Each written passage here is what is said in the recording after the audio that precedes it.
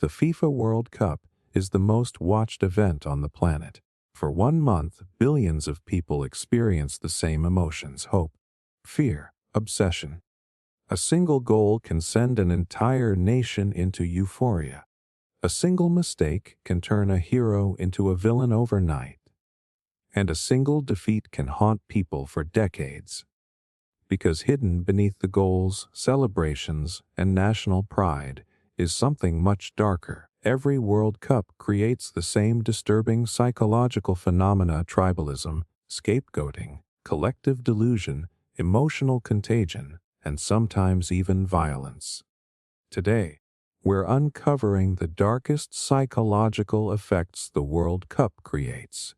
And once you see them, you'll never watch the tournament the same way again. Let's start with the phenomenon that turns ordinary people into fanatics overnight.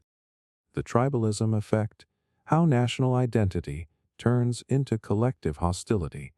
It starts with something that feels completely harmless. A flag hanging from a balcony, a jersey pulled over your head, a group of friends gathering around a television screen, all hoping for the same result.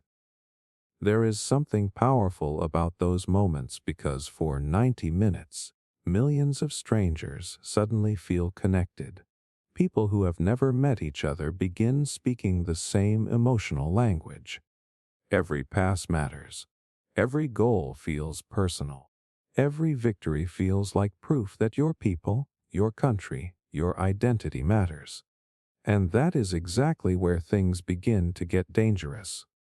Because the World Cup does not just create fans, it creates tribes. The strange thing about the human mind is that it does not need much to split the world into us and them. Psychologists discovered this decades ago through experiments where people were divided into completely meaningless groups. Some were separated based on random preferences, others by arbitrary labels. Yet even when the groups meant absolutely nothing, people still favored their own side and treated the other side differently. Now imagine replacing those meaningless groups with something far more powerful: a nation, a history, a culture, a flag people have spent their entire lives identifying with. Suddenly, the emotional stakes become enormous. During the World Cup, national identity becomes amplified. It stops being a background part of who you are and becomes the main lens through which you experience the event. Every match feels like a symbolic battle. Every win feels like collective validation. Every loss feels like collective humiliation. And the darker side of that transformation appears almost immediately. People begin seeing opponents not as individual human beings, but as representatives of an entire group. One player misses a penalty and millions of people direct anger toward him. One controversial tackle happens and entire nations start insulting each other online. Social media fills with hostility, mockery, and abuse from people who were complete strangers just hours earlier. What makes this so unsettling is how normal it feels while it is happening. The brain is wired to seek belonging. Evolution rewarded people who stayed loyal to their group because survival often depended on it. Thousands of years ago, identifying allies and rivals could mean the difference between life and death. That instinct never disappeared. It simply found new arenas to express itself. Today, a football stadium becomes the battlefield. The enemy is no longer a rival tribe crossing a border. It is another team wearing a different color jersey. And for many people, the emotional reaction is surprisingly similar. You can see it in the faces of supporters after devastating defeats. Grown adults cry. Some become furious. Others feel genuinely depressed for days.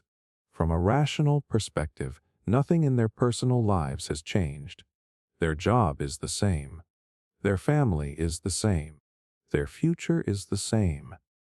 Yet emotionally, It feels as though something important has been taken away. That reaction happens because people unconsciously merge their identity with the group. Psychologists call this social identity. When the group succeeds, self-esteem rises. When the group fails, self-esteem falls. The victory belongs to everyone. So does the pain. This is why World Cup hostility often becomes so intense. People are not defending a football team. In their minds, they are defending part of themselves. And once identity enters the equation, logic begins to lose influence. A questionable referee decision becomes evidence of bias. Criticism from outsiders feels like a personal attack. Rumors spread faster because people are eager to believe anything that benefits their side. Facts become less important than loyalty.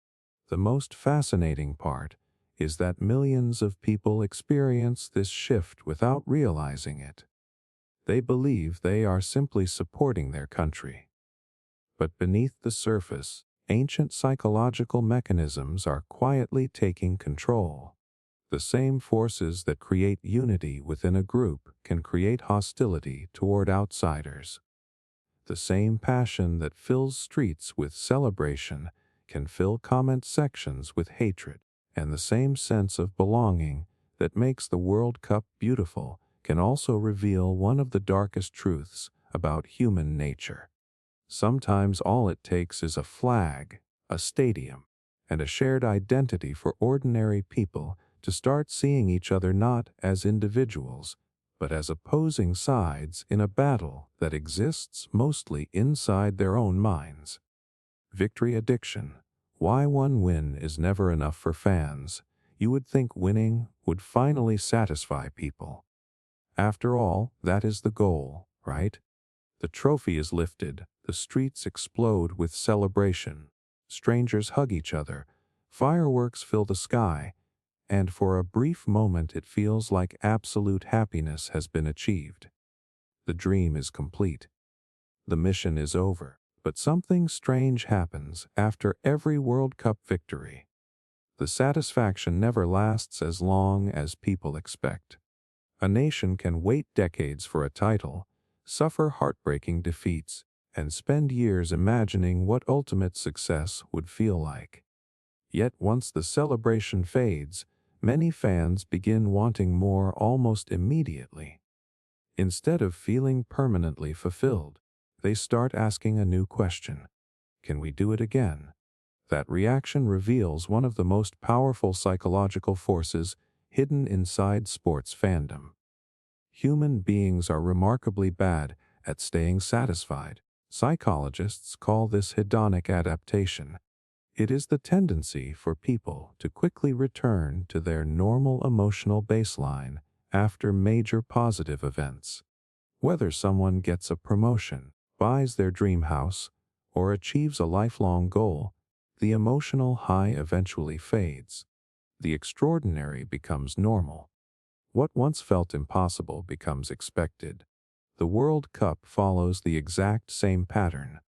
Before victory, fans imagine the trophy as the ultimate source of happiness. They picture endless pride, endless satisfaction, endless fulfillment.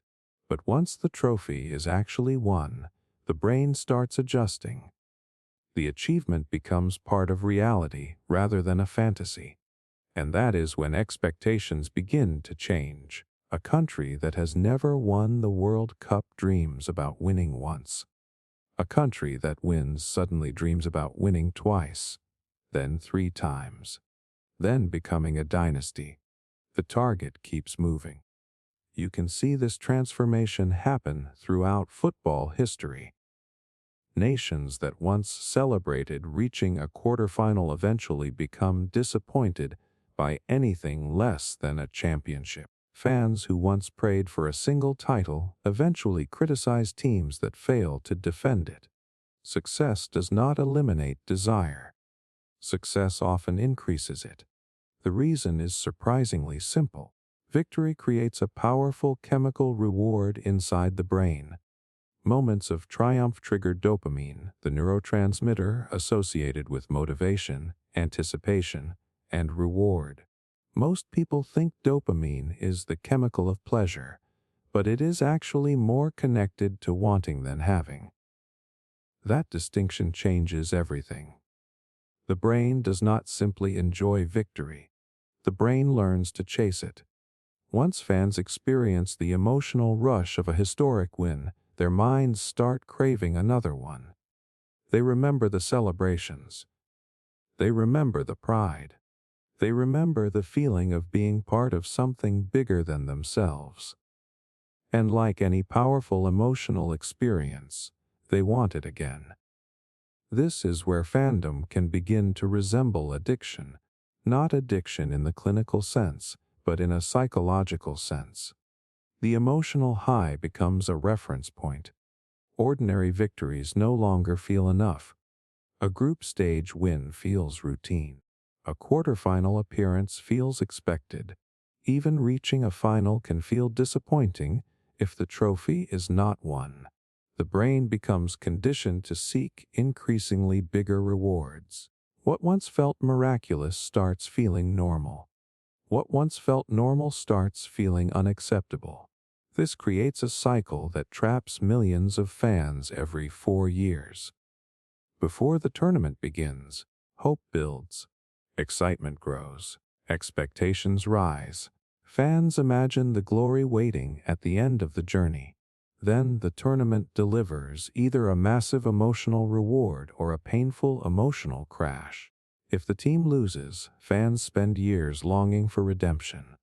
If the team wins, fans spend years chasing the feeling again. Either way, the pursuit never truly ends. And perhaps the most fascinating part is that many supporters are not actually chasing the trophy itself. They are chasing the emotion attached to it. The sense of unity, the feeling of pride, the belief that they are witnessing history. The unforgettable nights where entire cities seem to breathe as one. Those moments are incredibly rare in everyday life. The World Cup provides them on a massive scale. Winning becomes the gateway to experiencing those emotions at their highest intensity. That is why one victory is never enough, because the trophy is only the symbol. The real addiction is the feeling. The problem is that feelings cannot be permanently captured. No matter how incredible the celebration is, eventually normal life returns. Work resumes. Daily routines come back. The emotional peak fades into memory, and once it does, the mind starts looking toward the next opportunity, the next tournament, the next generation, the next chance to relive the magic. What appears on the surface to be a simple love of football is often something much deeper. It is a never-ending pursuit of a feeling that can only be experienced for a moment before slipping away again. And that may be the cruelest psychological trick hidden inside every World Cup victory. The moment fans finally get everything they wanted is often the exact moment they begin wanting something even more. The Scapegoat Syndrome, how entire nations blame one player. A team loses a World Cup match. 11 players were on the field. Coaches made decisions. Referees influenced moments. Luck played a role. The opposing team fought harder, played smarter, or simply performed better. Yet somehow, within hours, millions of people arrive at the same conclusion. It was his fault. One player becomes the face of the failure. One missed penalty. One defensive mistake. One misplaced pass. One moment lasting only a few seconds suddenly becomes attached to a person's identity forever. And that is where one of the darkest psychological phenomena in the World Cup begins. Because when nations experience disappointment, they rarely want complexity. They want someone to blame. The human brain hates uncertainty. It hates messy explanations with multiple causes. When something painful happens, people instinctively search for a clear reason. They want a story that makes sense. They want a villain. They want a target. A single player provides exactly that. Think about how much easier it feels to say one player cost us the tournament than to accept a more uncomfortable reality. Maybe the team had tactical weaknesses. Maybe preparation was poor. Maybe the opponent was simply better. Maybe dozens of small mistakes accumulated throughout the game. Those explanations require thought.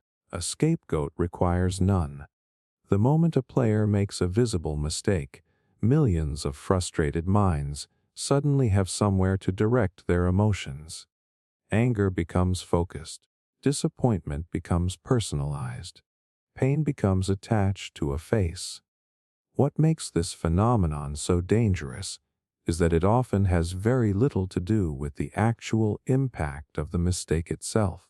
In many matches, the player blamed most heavily is not necessarily the one most responsible. He is simply the one whose error happened at the most dramatic moment. A striker misses the final penalty in a shootout. A goalkeeper lets in a late goal. A defender slips during a crucial attack.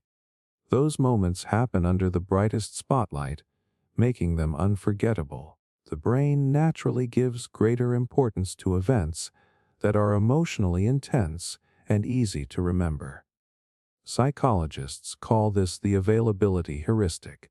People judge causes based on what stands out most vividly in memory, not necessarily what mattered most. As a result, one visible mistake can overshadow 90 minutes of football. Entire tournaments become reduced to a single image. A player with his head in his hands. A penalty flying over the crossbar. A defender staring at the ground after a costly error. The nation remembers the moment. The nation forgets everything else. What is especially tragic is that fans often convince themselves they are being rational when they are actually responding emotionally. The loss hurts. The disappointment feels unbearable. Blaming one person creates the illusion of control. If he had not made that mistake, we would have won. If he had performed better, everything would be different. That narrative is comforting because it transforms a complex reality into a simple one. The problem is that reality is rarely that simple. World Cup matches are decided by thousands of actions. Every run, every pass, every decision contributes to the final outcome. But accepting that means accepting uncertainty, and uncertainty is psychologically uncomfortable. So the mind creates a shortcut. Find the person closest to the pain, assign responsibility, move on. Unfortunately, the player does not get to move on so easily. For supporters, the anger may last a few days or weeks. For the athlete, it can last years. Imagine carrying the weight of an entire country's disappointment on your shoulders. Imagine opening your phone and seeing millions of people discussing your mistake. Imagine knowing that whenever your name is mentioned, many people will immediately think about your worst moment. Some players receive abuse. Others receive threats. Some struggle with anxiety, depression, or lasting emotional trauma, all because they became the symbol of a collective emotional wound. And that is the crucial point. Scapegoats are rarely punished for what they actually did. They are punished for what they represent. The player becomes a container for national frustration. Fans pour their disappointment into that person because it feels easier than confronting the deeper reality that sports are unpredictable, unfair, and often heartbreaking. The World Cup amplifies this tendency because the emotional stakes are so high. National pride becomes involved. Expectations become enormous. The dream feels within reach. When that dream collapses, the emotional energy has to go somewhere, and far too often, it lands on a single individual. The most unsettling part is that many of the same fans who celebrate a player as a national hero one week can transform him into a national villain the next. The person has not changed. The character has not changed. Only the result has changed. That reveals something uncomfortable about human nature. Our need for heroes and villains is often stronger than our desire for truth. And during the World Cup, when emotions reach their highest level, one mistake can be enough to turn an entire nation against the very person who once made them believe. Mass delusion of certainty. Why fans believe their team cannot lose. A few weeks before every World Cup, something fascinating starts happening. People stop speaking in possibilities and start speaking in certainties. Fans who normally admit that football is unpredictable suddenly become prophets. They confidently predict victories that have not happened yet. They talk about future matches as if the results have already been decided. They analyze the squad, look at recent performances, compare statistics, and slowly convince themselves of one thing: there is no way we lose. At first, it sounds harmless. After all, confidence is part of being a supporter. Nobody wants to spend months cheering for a team they believe will fail. Hope is what makes sports exciting. But the World Cup often takes hope and transforms it into something much stranger: collective certainty. Millions of people begin sharing the same belief at the same time. News channels repeat it. Social media amplifies it. Friends reinforce it. Former players predict it. Experts discuss it. Eventually, confidence stops feeling like an opinion. It starts feeling like reality. And that is where the psychological trap begins. Human beings are not objective observers. We like to believe we evaluate evidence fairly, but our brains are constantly filtering information through emotion. When we desperately want something to be true, we naturally pay more attention to evidence that supports it and ignore evidence that challenges it. Psychologists call this confirmation bias. The mechanism is simple but powerful. If your team wins several matches, you remember every reason they are unbeatable. If they struggle in a match, you find excuses. Maybe they were saving energy. Maybe they were experimenting with tactics. Maybe they simply had an off day. The warning signs get explained away, while the positive signs get magnified. Over time, fans build a version of reality that feels completely convincing. The team is stronger than ever. The opponents are overrated. The weaknesses are minor. The victory is inevitable. The frightening part is that this illusion becomes stronger when it is shared by large groups. Imagine having a doubt about your team's chances. Then you open social media and see thousands of people predicting success. You watch television and hear commentators praising the squad. You talk to friends who are equally confident. Suddenly your uncertainty starts fading. Not because the evidence changed, because everyone around you seems certain. Psychologists have long known that people often look to groups when deciding what to believe. If enough individuals appear convinced of something, the brain starts treating that belief as credible. The larger the crowd, the stronger the effect. This creates a feedback loop. Confidence spreads, then certainty spreads, then certainty begins creating overconfidence. Before long, millions of supporters are living inside the same psychological bubble. And bubbles are dangerous because they make reality feel impossible. Think about what happens before a major upset. The underdog is dismissed. The possibility of defeat is laughed off. Predictions become increasingly bold. Fans stop asking whether their team can win and start asking by how much. The outcome becomes so mentally accepted that people experience future victory as if it has already happened. Then the match begins. A goal is conceded. The underdog refuses to collapse. Minutes pass. Anxiety starts replacing confidence. The impossible suddenly looks possible. And when the final whistle blows, something extraordinary happens. Fans are not merely disappointed. They are shocked, genuinely shocked. Not because losing was impossible, because they convinced themselves it was. That emotional collapse is often far greater than the loss itself. The pain comes from watching certainty collide with reality. The brain had already built a future. The celebration had already been imagined. The headlines had already been mentally written. Then everything disappears in a single evening.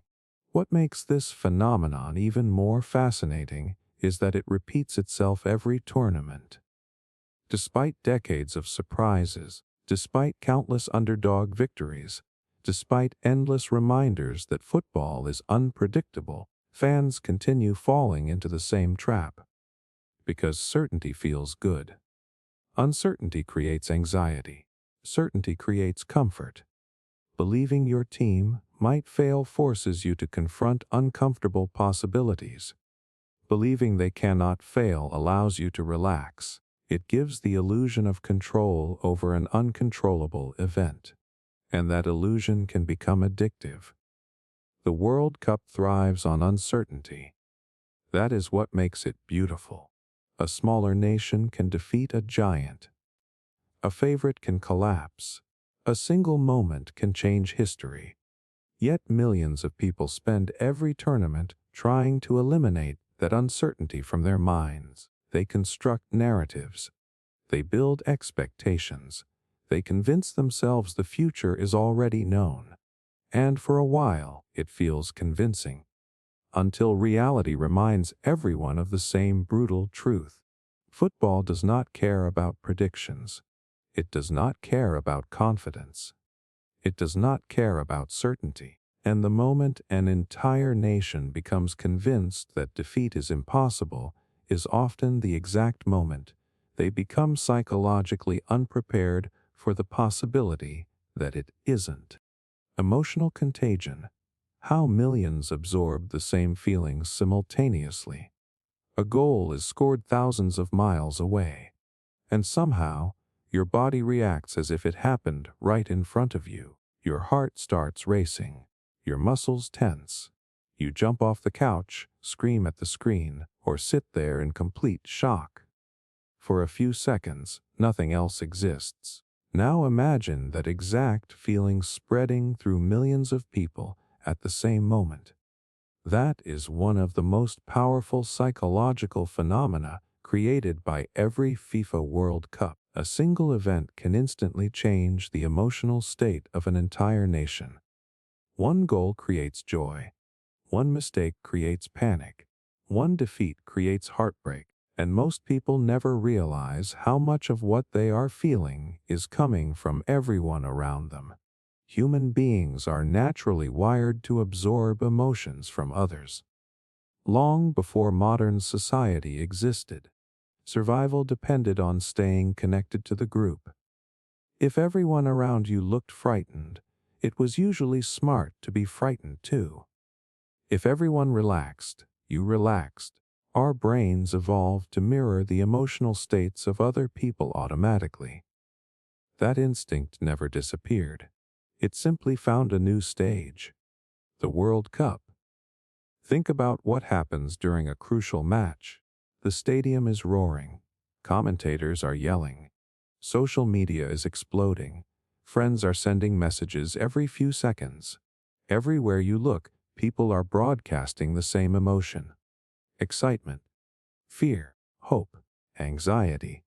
Without realizing it, your brain starts sensing with them. You are no longer experiencing the game alone. You are experiencing it through the emotions of millions of other people. This is why a World Cup match feels completely different when watched with a crowd. The game itself has not changed. The players have not changed. The score has not changed. But the emotional intensity becomes far stronger. Every cheer feels louder. Every setback feels heavier. Every moment feels more important. Psychologists call this emotional contagion. The idea is simple. Emotions spread from person to person. One individual's reaction influences another person's reaction. That reaction influences someone else. Eventually, an entire group can begin sharing the same emotional state. The larger the group, the more powerful the effect becomes.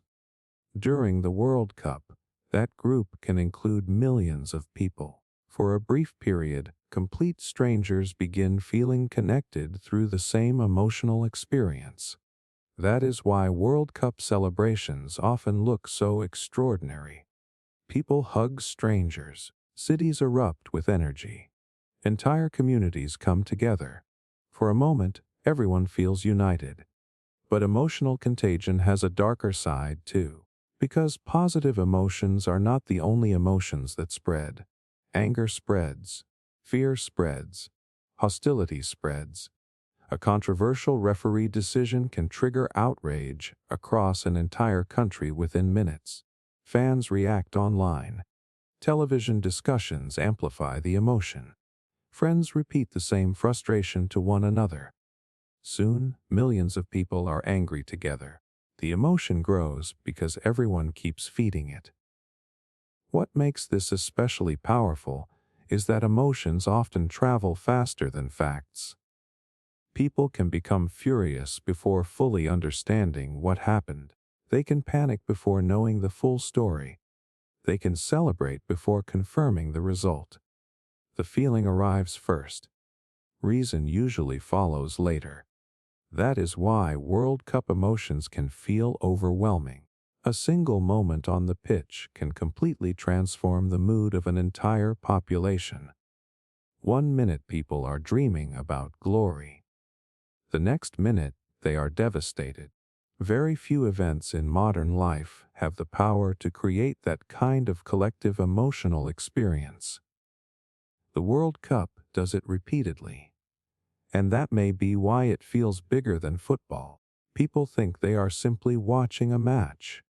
In reality, they are participating in one of the largest emotional chain reactions on Earth.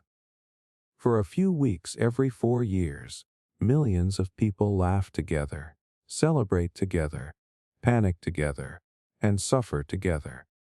And when enough people start feeling the same thing at the same time, the emotion becomes so powerful that it no longer feels like your emotion. It feels like the emotion of an entire nation. The hero to villain collapse. When legends become public enemies overnight, a few weeks before the World Cup begins, fans are already talking about their heroes. The star striker who always delivers. The captain who inspires the team. The goalkeeper who seems impossible to beat. These players become more than athletes. They become symbols. People project their hopes onto them. They imagine them lifting trophies, creating history, and delivering moments that will be remembered forever. The bigger the tournament gets, the bigger those expectations become. And that is exactly what makes the collapse so brutal. Because sometimes a player can spend years building the reputation of a hero and destroy it in a single night. One missed penalty, one defensive mistake, one failed chance. Suddenly everything changes. The same supporters who praised him yesterday begin criticizing him today. Social media turns hostile. Television debates become ruthless. Headlines focus on failure instead of achievement. It feels irrational, because it is. From a logical perspective, the player is still the same person. His talent has not disappeared. His years of sacrifice have not vanished. The goals, saves, and victories that made him famous still happened. But the public no longer sees those things. They see the mistake. And that reveals something uncomfortable about human psychology. People love heroes because heroes simplify reality. A hero gives us someone to admire, someone to believe in, someone who represents success. But when a painful defeat happens, That same need for simplicity creates a different outcome. People start searching for a villain. The human brain prefers clear stories. It likes winners and losers, heroes and villains, success and failure. Reality is usually much more complicated. A World Cup loss is rarely caused by one person.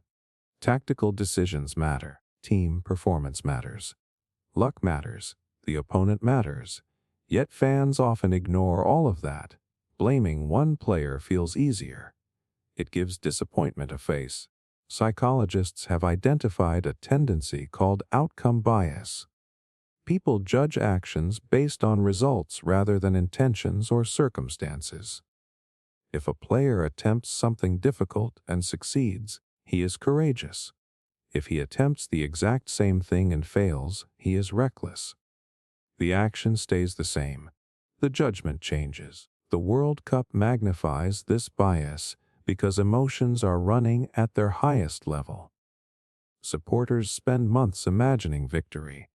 They picture celebrations in the streets. They imagine seeing their nation become world champion. Then one moment destroys that dream. The emotional shock is enormous. And when emotions become intense, people stop thinking carefully. They start thinking emotionally. That is why one bad moment can suddenly outweigh years of excellence. A striker may have scored dozens of important goals. A goalkeeper may have saved the team countless times. A captain may have led the squad through multiple tournaments. But after one costly mistake, those memories fade into the background. The failure becomes the new story. The most tragic part is that athletes understand this risk. Every time they step onto the field, they know the margin between hero and villain is incredibly small. A successful penalty can create a legend. A missed penalty can create a scapegoat. The difference may be only a few inches. Yet the public reaction can be completely different. What makes the phenomenon so powerful is that fans are not really judging the player alone. They are reacting to their own emotions. The player becomes a symbol of the pain they feel. Their frustration attaches itself to the person closest to the moment that hurt the most. That is why the hero to villain collapse happens so quickly. The transformation is not based on years of evidence. It is based on one emotionally charged memory. And in the pressure cooker of the World Cup, emotionally charged memories often become stronger than facts. A player can spend years earning admiration. A single mistake can erase it overnight. And that may be one of the darkest truths hidden inside football's biggest tournament. The distance between national hero and public enemy is often far smaller than anyone wants to believe. Revenge psychology: why fans obsess over past World Cup defeats. Some World Cup losses never really end. The match is over. The players go home. Years pass. New tournaments arrive. Entire squads change. Yet fans still talk about that one defeat as if it happened yesterday. They remember the missed penalty, the controversial referee decision, the goal that shattered a nation's dream. Every detail stays alive. And that reveals something fascinating about human psychology. Because most people do not remember victories and defeats equally. The human brain gives special treatment to painful experiences. Psychologists call this negativity bias. Negative events tend to leave stronger and longer-lasting impressions than positive ones. A painful memory often occupies more mental space than a happy one. That is why certain World Cup defeats become impossible to forget. A nation may celebrate dozens of victories, but one devastating loss can dominate conversations for decades. The strange part is that fans rarely just remember these defeats. They relive them. Watch old clips online. Replay controversial moments. Debate what should have happened. Imagine alternative outcomes. What if that shot had gone in? What if that referee made a different call? What if that one moment never happened? The mind becomes trapped inside a version of history that cannot be changed. And the longer the wound remains open, the stronger the desire for revenge becomes. That desire is not always about hatred. Often it is about unfinished emotional business. Human beings naturally seek closure. We want stories to feel complete. We want justice when something feels unfair. We want painful experiences to make sense.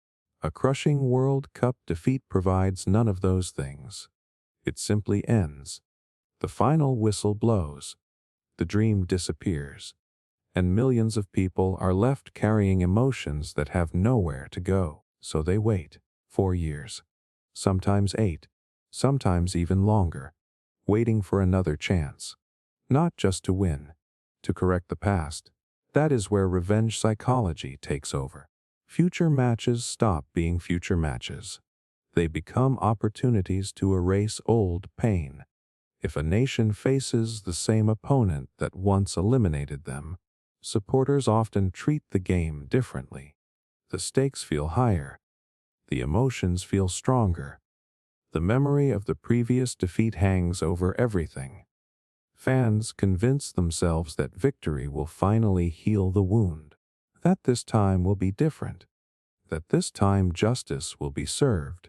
But reality is more complicated, because revenge rarely provides the satisfaction people expect. Psychological research consistently shows that people often overestimate how good revenge will feel. They imagine it will bring closure. They imagine it will erase negative emotions. Instead, it usually keeps attention focused on the original pain. The wound remains the center of the story. The World Cup creates this cycle constantly. A famous defeat becomes part of national identity. New generations hear about it. Documentaries revisit it. Commentators reference it. Fans pass the memory down like family history.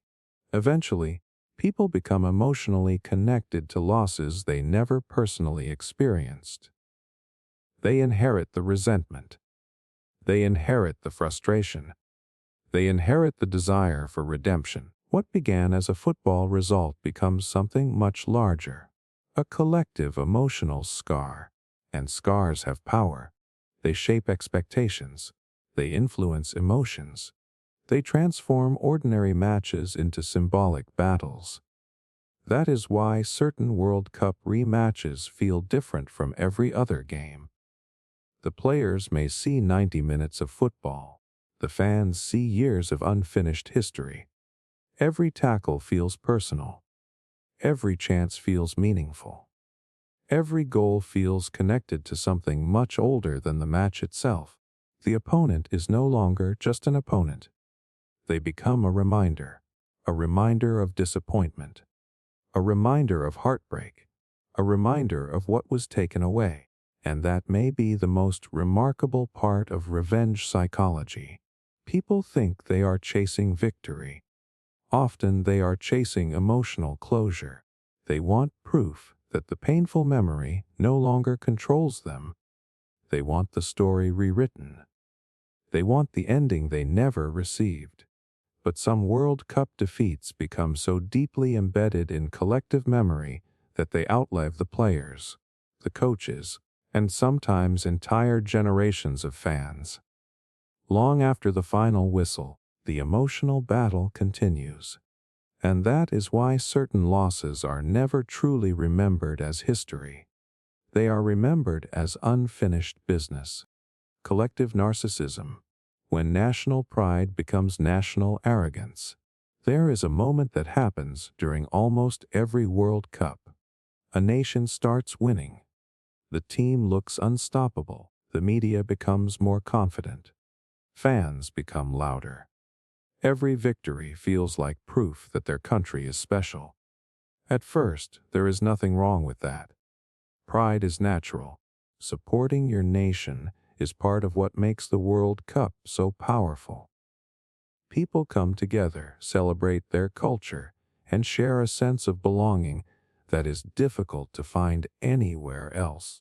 But sometimes pride quietly transforms into something darker, something far less healthy. It stops being about loving your own country. It becomes about believing your country is superior to everyone else. That shift is known as collective narcissism. Unlike normal national pride, collective narcissism is built on a deep need for validation. People become emotionally invested in the belief that their group deserves special recognition, admiration, and respect. They do not just want their nation to succeed. They need others to acknowledge its greatness. And when that recognition does not come, frustration quickly follows. The World Cup creates the perfect environment for this mindset to grow. Millions of supporters are focused on the same goal. Every match becomes a public test of national status. Every victory feels like evidence that their country deserves admiration. Every defeat feels like an insult. That is why some fans react so intensely when their team loses. The pain is not only about football. It feels personal. If national identity becomes tied to self-worth, criticism of the team can start feeling like criticism of the nation itself. And criticism of the nation can start feeling like criticism of the individual. The boundaries begin to blur. Suddenly, supporters are no longer defending a football team. They are defending an image of who they believe they are. Psychologists have found that people who strongly identify with collective narcissistic beliefs often become highly sensitive to perceived disrespect. Even small criticisms can trigger surprisingly emotional reactions. You can see this during every World Cup. A commentator questions a team's performance. Fans become outraged. An opposing supporter celebrates a victory. Fans interpret it as disrespect. A referee makes a controversial decision. Many immediately assume bias or conspiracy. The reaction often seems larger than the event itself, because the emotional response is connected to identity, not just football. What makes this phenomenon especially interesting is that it usually grows during success.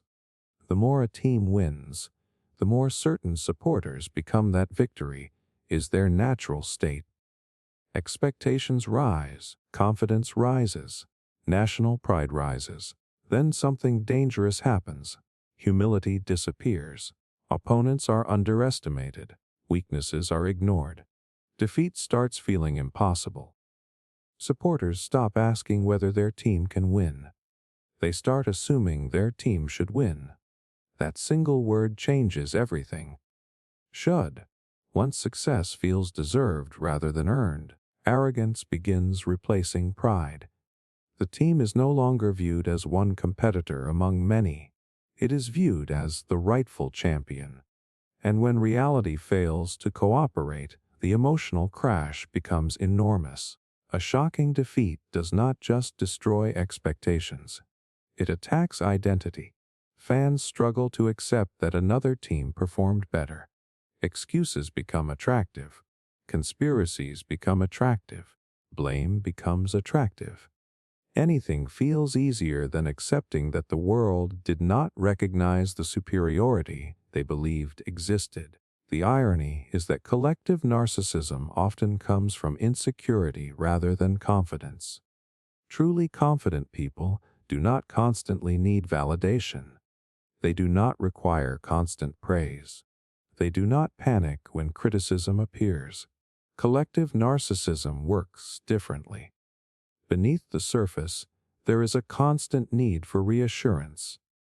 A constant need to hear that the group is exceptional. The World Cup feeds that need perfectly. Every victory provides validation. Every headline provides validation. Every celebration provides validation.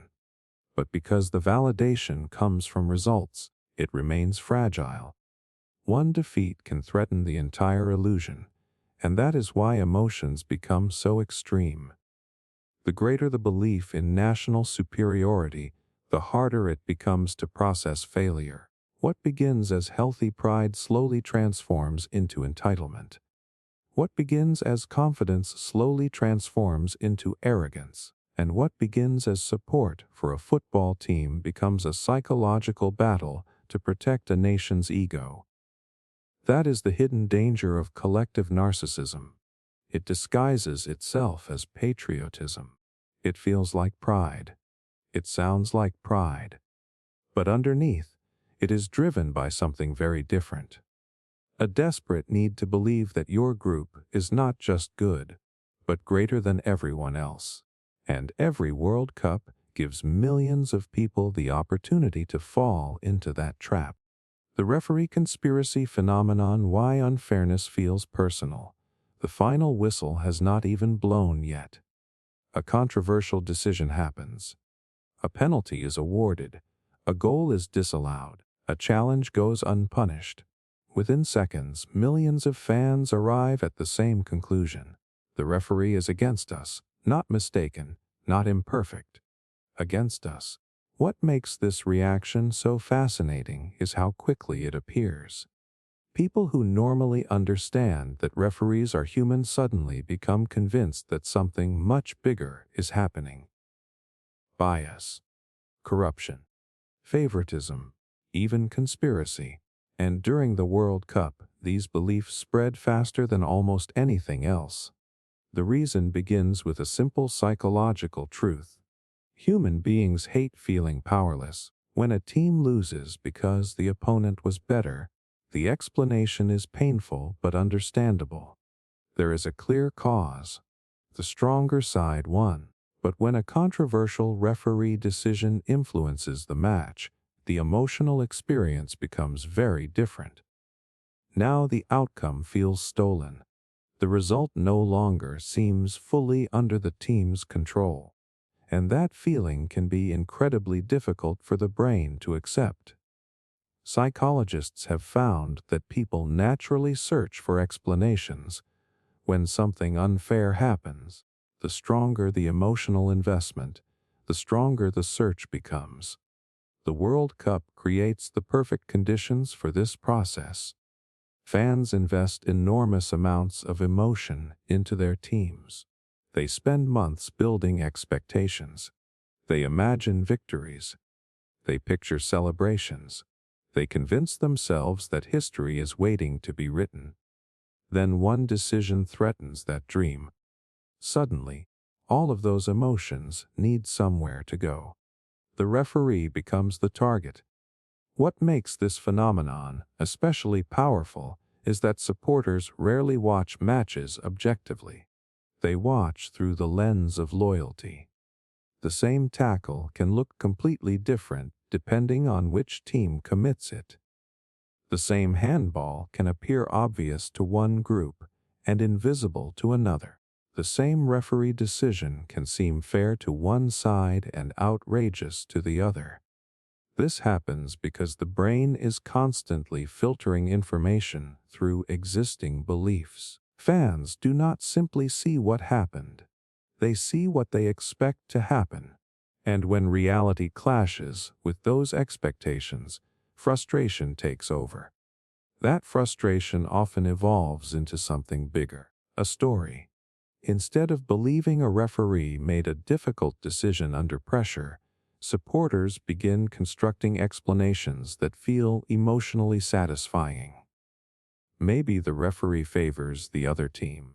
Maybe powerful organizations are involved. Maybe the tournament wants a certain nation to win. The details change, but the pattern remains the same. The mind prefers intentional unfairness over random disappointment, because intentional unfairness feels easier to understand. A conspiracy provides certainty.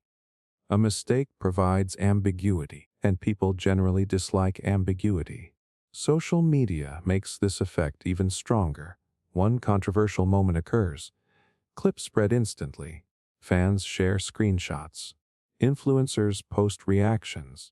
Comment sections explode. Soon millions of people are repeating the same emotional interpretation. The belief gains momentum. Not because new evidence appears, because more people are agreeing with it. The larger the crowd becomes, the more convincing the narrative feels. That is why referee conspiracies often survive long after matches end. Supporters continue discussing them for years. Documentaries revisit them. Articles analyze them. Fans debate them endlessly. The original emotion remains attached to the memory. And every time the event is discussed, the feeling returns. What makes this particularly interesting is that the pain often extends beyond football. A controversial decision can feel like a personal attack because fans have merged part of their identity with the team.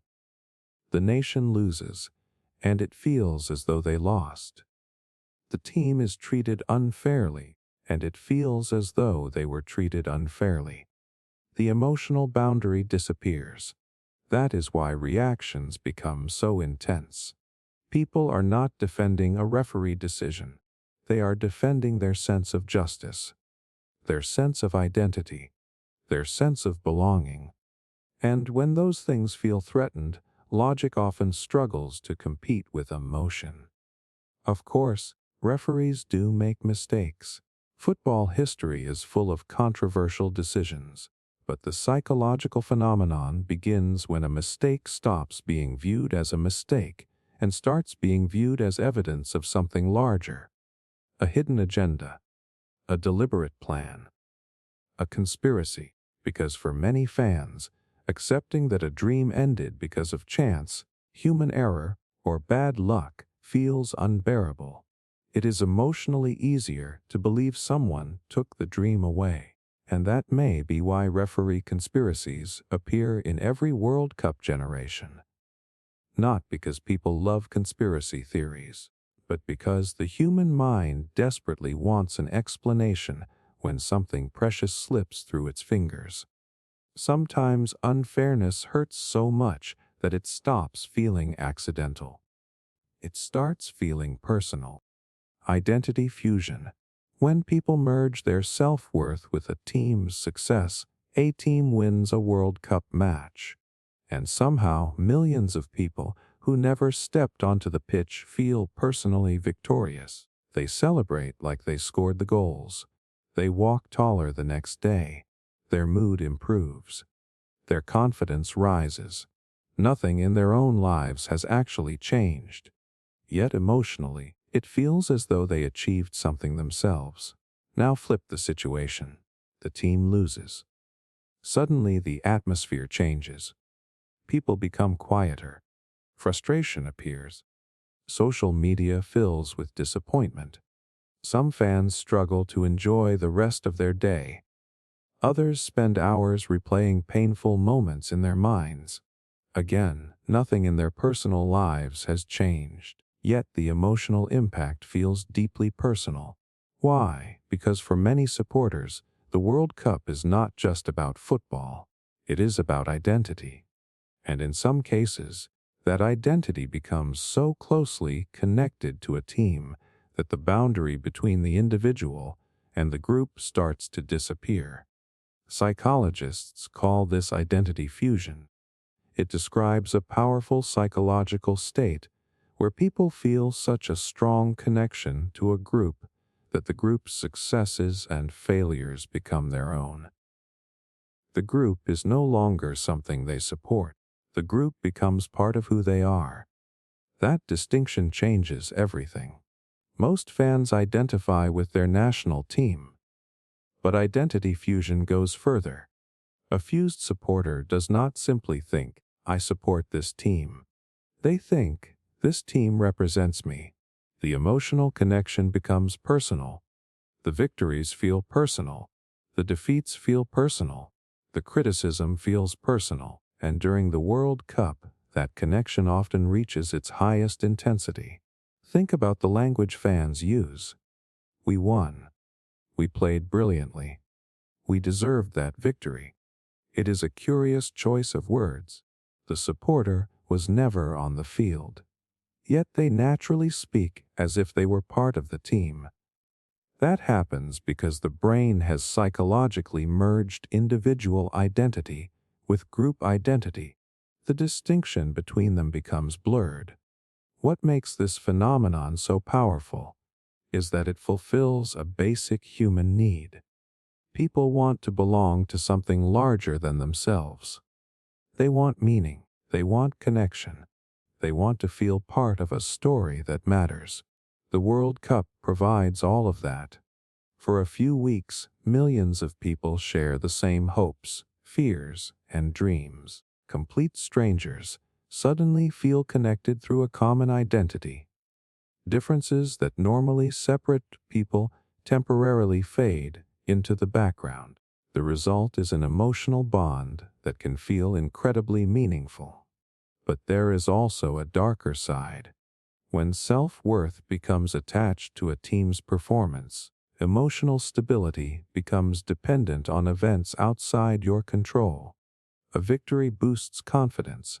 A defeat damages it. The team's performance begins influencing how people feel about themselves. That is why some World Cup losses feel surprisingly devastating.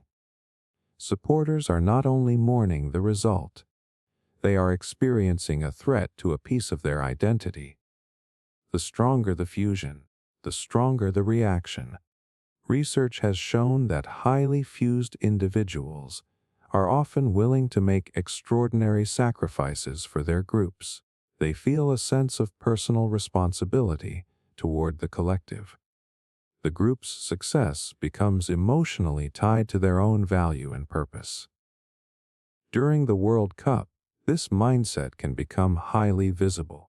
Fans travel across continents, spend enormous amounts of money, dedicate countless hours to following every detail. Not because they are merely entertained, because they feel connected, because supporting the team feels like supporting a part of themselves. This also explains why criticism can trigger such emotional responses. When someone attacks the team, fused supporters often interpret it as an attack on their identity. The reaction becomes emotional rather than rational. The conversation is no longer about football. It becomes about self-protection, and that is where identity fusion reveals its true power. It transforms a sporting event into something much deeper. A match becomes a reflection of belonging. A result becomes a reflection of pride. A victory becomes a reflection of self-worth. For most people, that connection remains temporary. The tournament ends and normal life returns. But during those few weeks, the emotional bond can feel incredibly real. The team stops being a group of players wearing the same jersey. It becomes an extension of the self. And once that psychological merger happens, every goal feels more meaningful, every defeat feels more painful, and every World Cup becomes far more than just a game. Because when people fuse their identity with a team, they are no longer simply watching football. They are watching a piece of themselves compete on the world's biggest stage. The enemy creation instinct, why rival nations become psychological targets.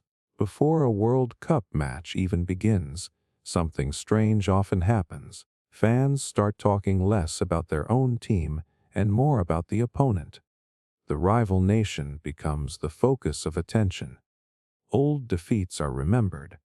Old controversies are discussed. Social media fills with jokes, insults, and comparisons. Supporters begin describing the upcoming match as more than a game. It becomes a battle, a chance for revenge, a chance to prove superiority, a chance to defeat them.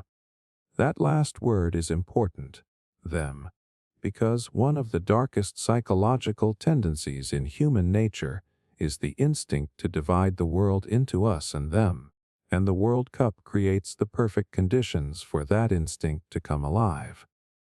At its core, football is simple. 22 players chase a ball across a field, but that is not how most supporters experience it. The moment national teams step onto the pitch, the the game becomes tied to identity. Flags, history, culture, and national pride all become attached to the outcome. The match starts feeling symbolic. It no longer represents only football. It begins representing groups. And whenever human beings strongly identify with a group, another psychological process usually follows. The creation of an enemy. Psychologists have studied this tendency for decades. They found that people naturally favor groups they belong to and often become more suspicious of groups they do not belong to. Even when group divisions are completely meaningless, the brain still tends to create preferences and biases. Now imagine replacing those meaningless groups with nations. The emotional stakes become much higher. Supporters start viewing opponents differently. Instead of seeing individual players and fans, they begin seeing a collective rival. The opposing nation becomes a single psychological target. That shift changes how people think. Good actions by their side are celebrated. Good actions by the rival are minimized. Mistakes by their side are forgiven. Mistakes by the rival are mocked. The brain begins processing information through loyalty rather than objectivity. This is why rivalries often feel so emotional. The match is not only about winning, it is about defeating a group that has been mentally transformed into the other side. And once that transformation happens, emotions become stronger. A normal victory feels satisfying. A victory over a rival feels unforgettable. A normal defeat hurts. A defeat against a rival can feel unbearable.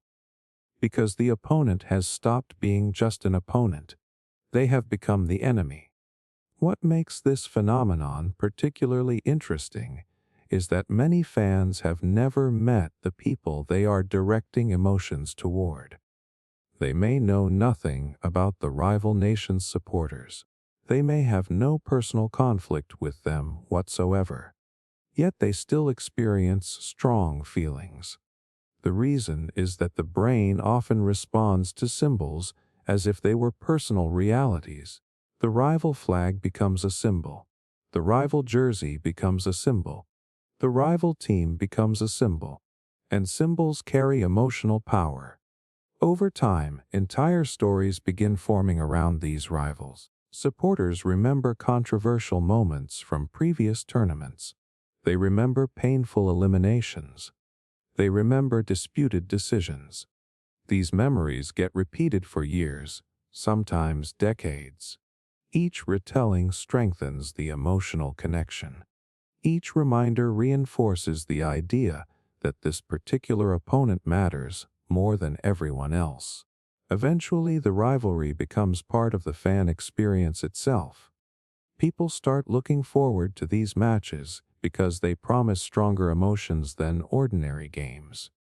More tension, more drama, more meaning. But there is also a dangerous side. Once a rival nation is psychologically categorized as the enemy, empathy often decreases. Fans become more willing to celebrate the rival's suffering and more willing to interpret their actions negatively. The same behavior that seems acceptable from one side suddenly feels offensive from the other. The same celebration that looks passionate becomes arrogant. The same confidence becomes disrespect. Perception changes because identity has taken control. That is why World Cup rivalries can sometimes produce surprising levels of hostility. The football match acts as a trigger, but the real battle is happening inside people's minds. It is a battle between group loyalty and objectivity, between identity and perspective, between us and them. And perhaps that is the most fascinating part of all. Most supporters believe they are simply watching football. In reality, they are experiencing an ancient psychological instinct that existed long before stadiums, television broadcasts, or even nations themselves. The instinct to strengthen your own group by creating an opposing one. the instinct to search for rivals, the instinct to create enemies, and every World Cup gives that instinct one of the biggest stages on Earth. Status hunger on a global stage, the need to feel superior through football, every World Cup creates the same illusion. For a few weeks, football feels like the most important thing in the world. Governments talk about it. News channels obsess over it. Entire nations stop what they are doing to watch it. And somewhere in the middle of all that excitement, millions of people begin treating football victories as something much bigger than football. They start treating them as proof of status, proof that their country matters, proof that their people are special, proof that they stand above everyone else. That desire comes from a powerful psychological force hidden beneath the surface of almost every competition. Status hunger. Human beings have always cared about status. Throughout history, social standing influenced survival, influence, and opportunity. People naturally wanted respect, recognition, and admiration from others. The modern world looks different, but the instinct remains exactly the same. People still want to feel important. They still want to feel valued. They still want to feel like they belong to something successful. The World Cup provides one of the biggest stages imaginable for that need. Think about what happens when a nation starts winning. The atmosphere changes almost immediately. Confidence rises, pride grows, people begin speaking differently. The team's success starts feeling like evidence of national greatness. A football result suddenly becomes connected to ideas about culture, identity, and prestige. The match is no longer just a match. It becomes a measurement of status. That transformation explains why World Cup victories often trigger such intense emotional reactions. The trophy itself is valuable, but what many fans are really celebrating is what the trophy represents: recognition, respect, validation. For a brief moment, the entire world is paying attention, and everyone wants to be the nation standing at the top. Psychologists have long observed that people often seek what is known as reflected glory. When a group succeeds, individuals connected to that group experience a boost in self-esteem. In simple terms, people feel better about themselves when the groups they identify with are successful. The effect is surprisingly powerful. A supporter who has never played professional football can still feel personally proud when their national team wins. The achievement belongs to the team. But emotionally, it feels shared. That feeling becomes even stronger during the World Cup because the audience is global. Winning a local competition brings recognition. Winning the World Cup brings worldwide attention. Every victory feels public. Every success feels visible. Every achievement feels larger. And that is where status hunger becomes most apparent. Fans do not just want their team to win. They want the world to acknowledge that victory. They want admiration. They want respect. They want recognition that their nation has reached the highest level. This desire often explains why certain defeats feel so devastating. The loss is painful, but losing status can feel even worse. Supporters imagine how rivals will react, how foreign media will respond, how the nation will be perceived. The emotional pain becomes tied to reputation as much as the result itself. What makes this phenomenon especially interesting is that football has no direct effect on a country's actual strength. Winning the World Cup does not make a nation wealthier overnight. It does not solve political problems. It does not change economic realities. Yet emotionally, it can feel as though the country's standing has been elevated. That is because status is often psychological rather than practical. People care deeply about how they are perceived by others. The World Cup turns that concern into a global spectacle. Every match becomes part competition and part status contest. Every victory feels like upward movement.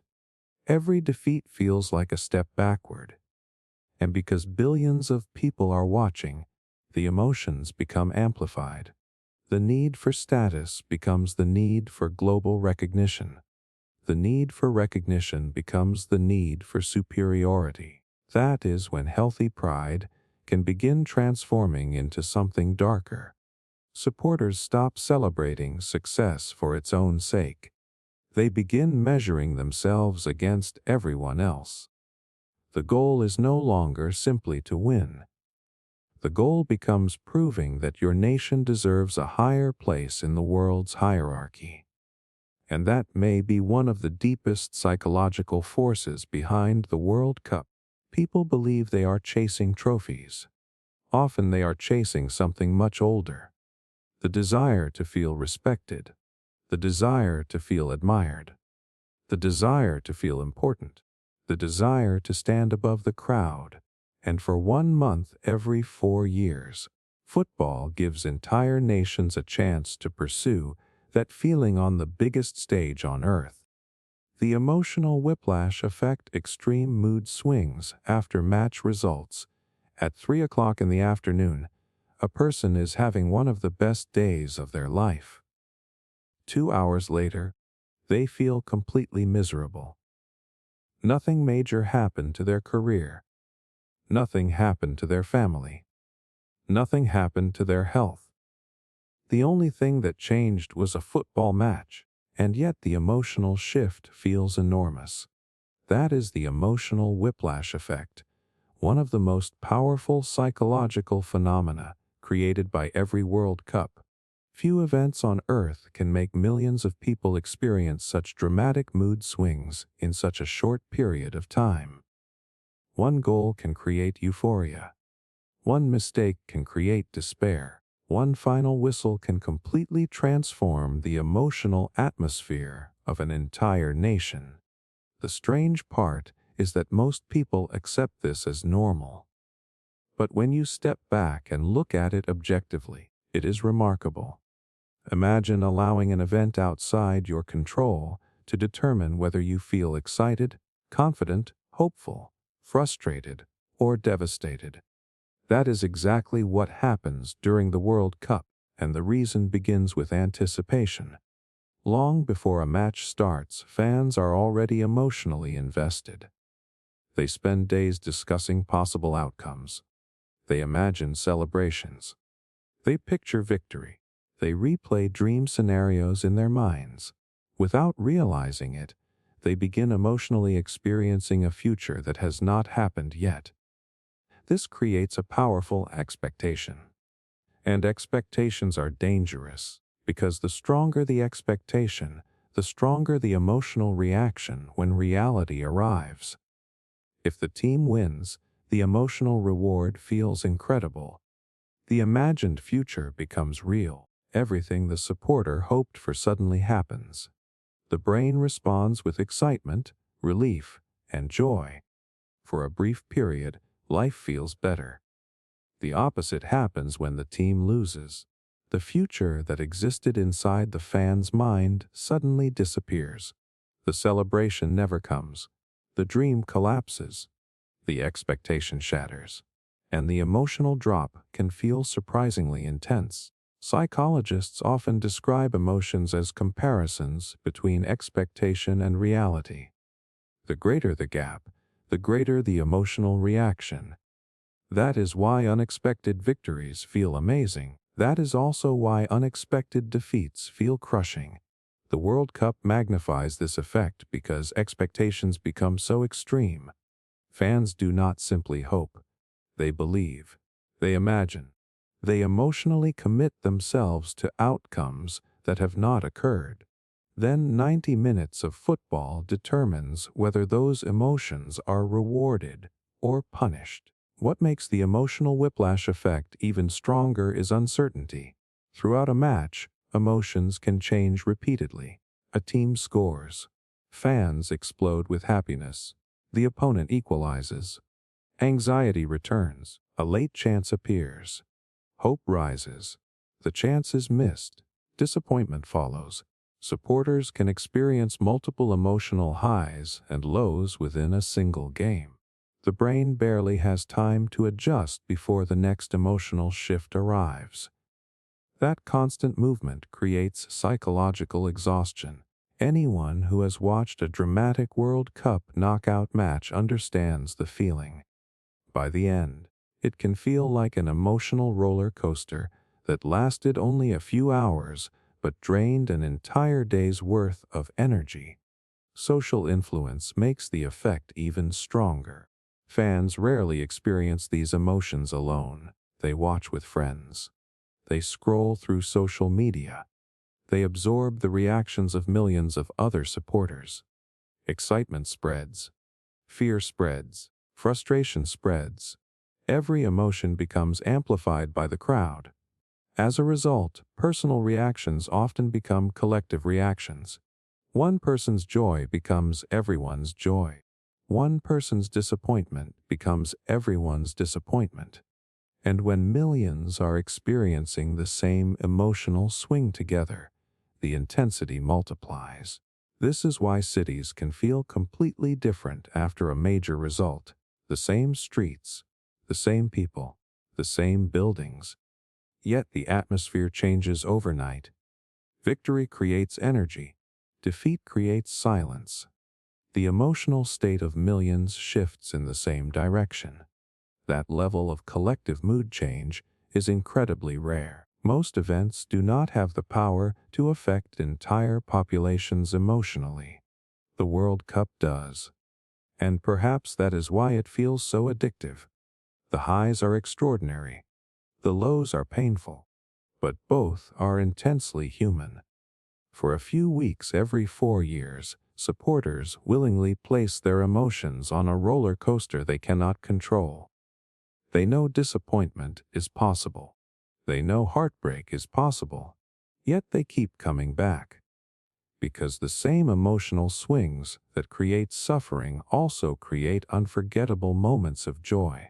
And that is the hidden power of the emotional whiplash effect. A football match lasts 90 minutes. But the emotional consequences can transform the mood of millions in an instant. The Underdog Obsession. Why entire worlds root for the impossible? One of the strangest things about the World Cup is that most people do not always support the strongest team. In fact, many fans do the exact opposite. A football giant enters the tournament with world-class players, endless resources, and a history full of trophies. On paper, they should be the obvious choice, yet millions of neutral viewers find themselves hoping they lose. Meanwhile, a smaller nation with little history of success begins an unexpected run, and suddenly the entire world seems to rally behind them. People who have never visited the country start cheering for them. People who know almost nothing about the players become emotionally invested. People wake up wanting a miracle. Why? Why do human beings become so obsessed with underdogs? The answer goes far deeper than football. At its core, the underdog story speaks directly to one of humanity's strongest emotional desires. The desire to believe that the impossible is possible. Most people do not see themselves as powerful giants. They do not see themselves as favorites. Life often feels like an uphill battle filled with obstacles, disadvantages, and uncertainty. Because of that, many people naturally identify with those who appear to have less power. When an underdog steps onto the field against a football superpower, viewers unconsciously see something familiar. They see struggle. They see disadvantage. They see themselves. Psychologists call this identification. People are more likely to emotionally connect with individuals or groups whose circumstances reflect their own experiences. The underdog becomes more than a football team. It becomes a symbol that ordinary people can challenge extraordinary odds. That symbol carries enormous emotional weight. The stronger the favorite appears, the stronger the underdog story becomes. Every prediction against them adds tension. Every obstacle increases emotional investment. Every victory feels larger than it should. A normal win becomes a fairy tale, and fairy tales are incredibly powerful. Human beings are storytelling creatures. We naturally organize the world into narratives with heroes, challenges, and triumphs. The underdog story follows one of the oldest storytelling patterns ever created. A small force confronts a larger one. The odds seem impossible. Everyone expects failure. Then something unexpected happens. The impossible becomes real. That emotional formula works because it attacks one of our deepest fears, the fear that outcomes are already predetermined. Most people dislike the idea that power always wins, that wealth always wins, or that established giants always stay on top. The underdog offers a different possibility, a reminder that uncertainty still exists, a reminder that surprises can happen, a reminder that destiny is not always fixed. The World Cup amplifies this feeling more than almost any other event. Unlike many sports competitions, the World Cup places nations with vastly different histories and resources on the same stage. For a few weeks, countries that rarely receive global attention suddenly have a chance to challenge football royalty. When they succeed, the emotional impact is enormous. Not because viewers gain anything personally, but because the victory validates a hopeful belief that impossible things can happen. What makes this phenomenon especially fascinating is that people often become emotionally attached to underdogs even when they have no connection to them whatsoever. They do not share the same nationality. They do not know the players. They may have never followed the team before. Yet they still celebrate every victory. That happens because the brain is responding to the story, not the team itself. The underdog becomes a vessel for hope, a living challenge to expectations, a chance to watch reality break the script. And that is something people find irresistible. The emotional reaction becomes even stronger when the underdog faces repeated obstacles. Every round survived increases belief. Every upset creates momentum. Supporters begin imagining a historic ending. Suddenly, the impossible no longer feels impossible. It feels inevitable, until reality eventually catches up or the miracle continues. Either way, the emotional journey becomes unforgettable, because the underdog story is never really about football. It is about possibility. It is about resilience. It is about the idea that limitations are not always permanent. And perhaps that is why billions of people become captivated by these teams every 4 years. Deep down, they are not just cheering for a nation. They are cheering for a belief. The belief that no matter how powerful the giants appear, there is always a chance that the impossible might happen anyway. Groupthink in fan communities, how independent thinking disappears. Imagine saying something negative about your national team during a World Cup run. Not something hateful. Not something unreasonable. Just an honest observation. Maybe the defense looks shaky. Maybe the team is relying too heavily on one player. Maybe the recent performances are not as convincing as everyone claims. In many fan communities, that simple opinion can feel almost dangerous. People get angry. Arguments begin. Supporters accuse you of being disloyal. Suddenly, a football discussion feels more like a social battle. And that is where one of the most powerful psychological phenomena of the World Cup reveals itself. Groupthink. The process through which independent thinking slowly disappears inside highly emotional groups. At first, it happens so subtly that nobody notices. Fans gather online. Friends discuss matches. Communities form around a shared passion. Everyone supports the same team. Everyone wants the same outcome. Everyone hopes for the same victory. That sense of unity feels positive. In many ways it is. But unity comes with a hidden risk. The stronger the desire for agreement becomes, the harder it becomes for people to express disagreement. Psychologists have studied this phenomenon for decades. They found that groups often make worse decisions when maintaining harmony becomes more important than evaluating reality. People begin censoring themselves. Doubts remain unspoken.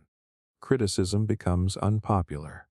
Alternative viewpoints gradually disappear. The group starts rewarding agreement and discouraging skepticism.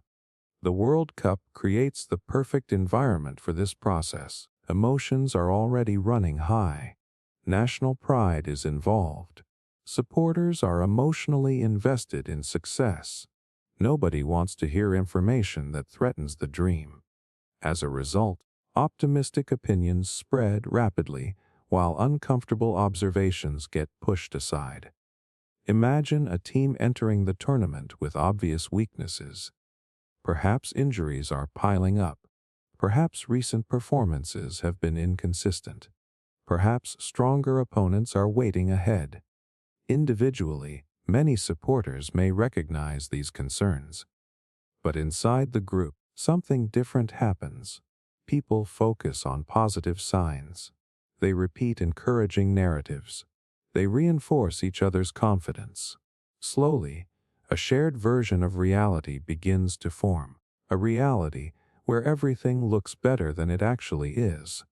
The fascinating part is that nobody needs to intentionally deceive anyone. Groupthink often develops naturally. Each supporter takes emotional comfort from hearing opinions that match their own hopes. The more those opinions are repeated, the more credible they seem. Eventually, confidence turns into certainty. Questions disappear. Doubts disappear. Only belief remains. This is why fan communities sometimes become surprisingly resistant to criticism. A tactical concern is treated as negativity. A realistic prediction is treated as betrayal. A warning sign is dismissed as pessimism. The issue is no longer whether the argument is correct. The issue becomes whether it supports the group. And once loyalty becomes more important than accuracy, independent thinking begins to fade. Social media amplifies this effect dramatically. Algorithms tend to show people content they already agree with. Fans interact mostly with other fans who share similar perspectives. The same opinions get repeated thousands of times. The community becomes an echo chamber. Every message strengthens the previous message. Every agreement reinforces existing beliefs. Soon, supporters are hearing the same conclusions everywhere they look. At that point, disagreement starts feeling abnormal. Not because it is wrong, because it is rare. The danger becomes obvious when reality finally arrives. The team loses. The weakness everyone ignored becomes impossible to ignore. The confidence that once felt certain suddenly collapses. Fans are left wondering how they became so convinced in the first place. The answer is often groupthink. Not stupidity. Not ignorance. Just a normal psychological tendency that affects nearly every group under the right conditions. The desire to belong.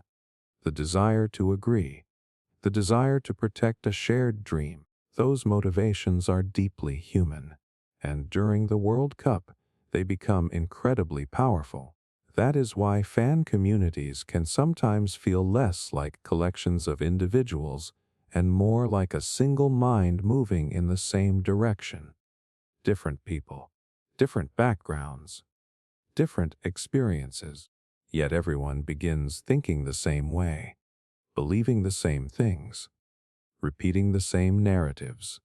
until independent judgment quietly fades into the background. And by the time most people notice it, the group has already convinced itself that its version of reality was the only one that ever made sense. The national trauma effect, how certain losses haunt generations. Most football matches are forgotten. A few days pass, a new game arrives, and people move on. But every World Cup creates certain losses that refuse to die. Years pass, then decades. Players retire, coaches disappear, entire generations grow up. Yet somehow, people still talk about that one defeat. Everyone remembers where they were. Everyone remembers how they felt. Everyone remembers the exact moment the dream collapsed. And that raises a fascinating question. How can a football match continue affecting people long after it ends? The answer lies in something psychologists understand very well. Human beings do not remember every emotional experience equally. The stronger the emotion, the deeper the memory. Most ordinary moments fade because the brain sees no reason to preserve them. But highly emotional events are treated differently. The brain marks them as important and stores them with unusual clarity. That is why people can remember painful World Cup defeats years later while forgetting countless ordinary matches. But the World Cup takes this process even further, because these losses are not experienced individually. They are experienced collectively. Millions of people watch the same event. Millions feel the same disappointment. Millions share the same emotional wound. And when enough people remember the same painful moment, it stops being a personal memory. It becomes a national memory. That is where the national trauma effect begins. A single defeat transforms into part of a country's story. The match gets replayed endlessly. Documentaries revisit it. Commentators reference it. Parents tell younger generations about it. The loss becomes woven into the culture itself. People who never watched the match start learning about it. They inherit the memory. They inherit the emotions surrounding it. And in a strange way, they inherit the disappointment. Think about how unusual that is. Most emotional experiences die with the people who experienced them. World Cup traumas often survive long after. The pain gets passed down. The heartbreak becomes history. Over time, certain defeats begin representing something larger than football. They become symbols. Symbols of missed opportunities.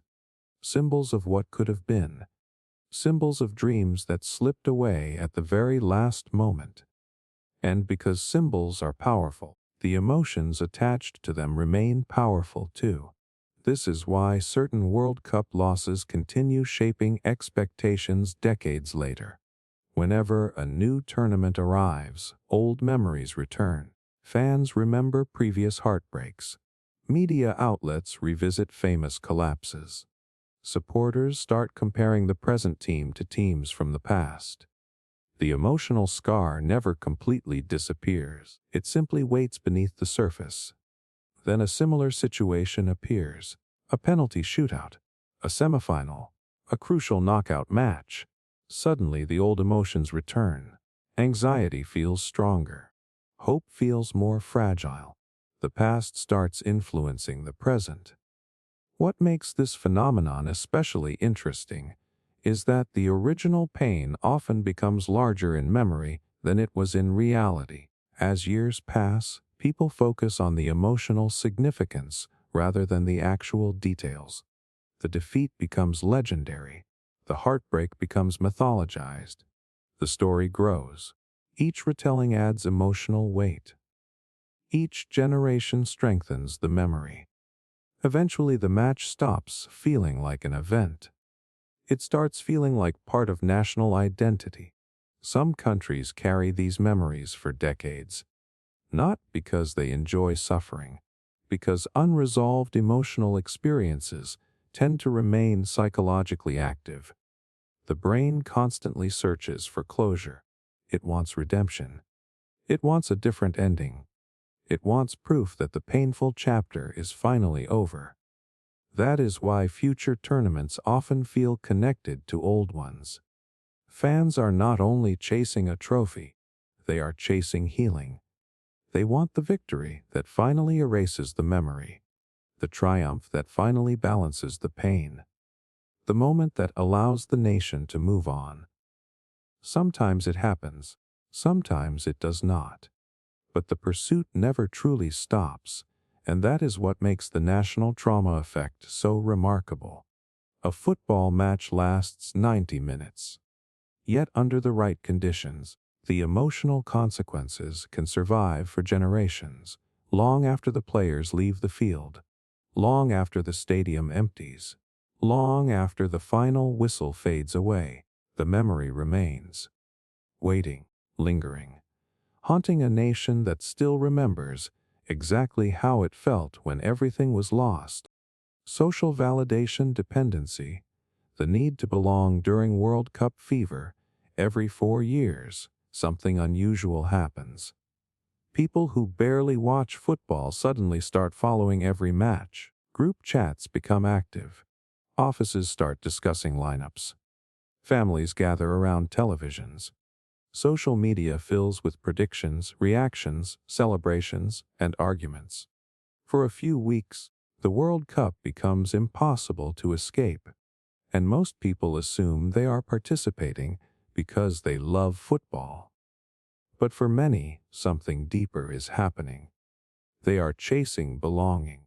Human beings have an incredibly powerful psychological need to feel connected to other people. Long before modern society existed, belonging to a group increased the chances of survival. Being accepted meant safety. Being excluded meant danger. Even though the world has changed, the need remains. People still want to feel included. They still want to feel part of something larger than themselves. And few events satisfy that need better than the World Cup. Think about the atmosphere during a major match. Millions of people are focused on the same event. Millions are talking about the same moments. Millions are experiencing the same emotions. For a brief period, everyone seems connected. That feeling is incredibly attractive. Because belonging feels good. Being part of the conversation feels good. Sharing reactions feels good. Knowing that millions of others are feeling the same excitement creates a powerful sense of social connection. The World Cup transforms football into a giant social experience, and that is where social validation dependency begins to appear. Social validation is the feeling of being accepted, approved of, or recognized by other people. The human brain rewards these experiences because they strengthen social bonds. A compliment feels good. Agreement feels good. Acceptance feels good. The World Cup provides endless opportunities for those rewards. You celebrate a goal and your friends celebrate with you. You post a reaction online and people respond. You join conversations and instantly feel connected to a larger community. Each interaction reinforces the feeling of belonging. Over time, some people become emotionally dependent on that validation. The experience stops being about football. It becomes about social acceptance. This helps explain why many supporters become unusually active during the tournament. They watch matches they normally would ignore. They participate in discussions they would never join at other times. The goal is not always information. Sometimes the goal is inclusion. Nobody wants to feel left out when everyone else is sharing the same experience. Psychologists often refer to this as the fear of social exclusion. People naturally pay attention to activities that help maintain group membership. When an entire community becomes obsessed with the World Cup, participating starts feeling socially important. Ignoring it can feel isolating. Following it creates connection. That connection becomes even stronger through social media. Every celebration is shared instantly. Every opinion receives feedback. Every reaction becomes visible. People are no longer experiencing the tournament privately. They are experiencing it publicly. And public experiences naturally increase the desire for validation. The more attention a post receives, the better people feel. The more agreement they receive, the more connected they feel. The more connected they feel, the more they participate. A cycle begins to form. The World Cup becomes both a sporting event and a social identity. What makes this phenomenon especially interesting is that it can influence behavior without people realizing it. Many fans believe they are simply expressing their passion. Sometimes they are, but sometimes they are also responding to a deeper psychological need. The need to belong, the need to be included, the need to feel connected to a group. That need is not weakness, it is human nature. Everyone wants to feel part of something meaningful. The World Cup offers exactly that. For a few weeks, strangers become communities. Friends become closer. Entire nations share the same conversations. The sense of belonging feels real because it is real. But the hidden danger appears when social approval becomes more important than personal judgment. People start repeating popular opinions instead of honest ones. They support narratives because everyone else supports them. They fear standing apart from the crowd. The desire for acceptance begins shaping their behavior, and that is what makes social validation dependency so powerful. People think they are chasing football. Often they are chasing connection. They are chasing inclusion. They are chasing the feeling that comes from knowing they belong to something bigger than themselves. And during World Cup fever, that feeling can become almost impossible to resist. The illusion of participation, why fans feel responsible for victories. A team wins a dramatic World Cup match. Within seconds, millions of fans start saying the same thing. We did it. We were incredible. We deserved that win. It sounds completely normal. In fact, most people never question it. But if you stop and think about it, something strange is happening. The supporters were not on the field. They did not score the goals. They did not make the tactical decisions. They did not complete a single pass. Yet many of them genuinely feel as though they contributed to the victory. Not symbolically, emotionally, personally. That feeling comes from one of the most fascinating psychological illusions the World Cup creates. The illusion of participation.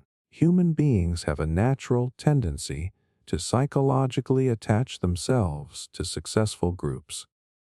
When a group achieves something meaningful, people connected to that group often experience the success as partly their own. The effect is so common that most people never notice it.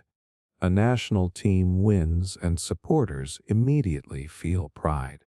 A club wins a trophy and fans celebrate as if they helped earn it. The achievement belongs to the players, but emotionally the victory feels shared. The World Cup magnifies this effect more than almost any other sporting event, because supporters do far more than simply watch. They invest.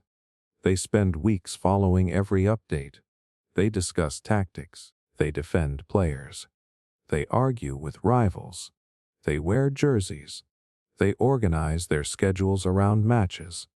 By the time the tournament reaches its biggest moments, many fans feel deeply involved in the journey. The emotional investment becomes so large that the mind starts treating observation as participation. And that is where the illusion begins. Psychologists have long known that people like feeling connected to success. When a group they identify with wins, their self-esteem often increases. They feel happier, more confident, and more optimistic. The brain interprets the victory as evidence that something connected to them has succeeded. The stronger the identification, the stronger the feeling. This is why supporters often use the word we instead of they. We won. We dominated. We are champions. The language reveals something important. The fan has psychologically merged with the team. The boundary between spectator and participant becomes blurred. What makes this phenomenon especially interesting is that it often extends beyond logic. Many supporters develop rituals before matches. Lucky shirts, lucky seats, lucky routines. Some refuse to move during important moments. Others insist on watching matches in a specific location. Rationally, they understand these actions do not influence the outcome. Yet emotionally, it feels different. Part of them believes their behavior somehow matters. Part of them feels involved. The illusion creates a sense of control inside an uncontrollable situation. And people love feeling in control. The World Cup is filled with uncertainty. Fans cannot affect the result, but they desperately want to. Rituals, routines, and superstitions provide the comforting feeling that they are contributing in some way. Even when they know they are not, the emotional experience remains powerful. This illusion also explains a curious contradiction. When a team wins, supporters proudly claim ownership of the result. We won. We are the best. We did it. But when the team loses, the language often changes. They played badly. They made mistakes. They failed. The connection suddenly becomes weaker. Psychologists call this a self-serving bias. People naturally move closer to success and further away from failure because it protects self-esteem. Victory feels personal. Defeat feels distant. The World Cup provides endless opportunities for this psychological shift. Yet perhaps the most remarkable part of the illusion is how meaningful it feels. Fans know they are not players. They know they are not coaches. They know they have no direct impact on the match. But emotion does not always follow logic. The investment feels real. The passion feels real. The connection feels real. And because those feelings are real, the sense of participation becomes real too. That is why victories can create such intense celebrations. Supporters are not simply observing success. They are experiencing it as something they helped achieve, at least psychologically.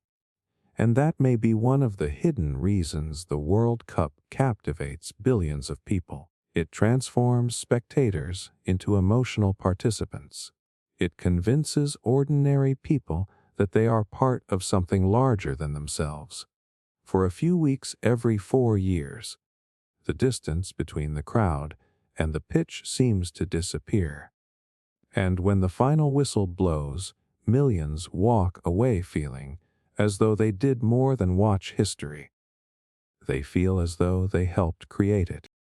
Deindividuation in crowds, how people behave differently in massive fan groups, put a person alone in a room, and their behavior is usually predictable.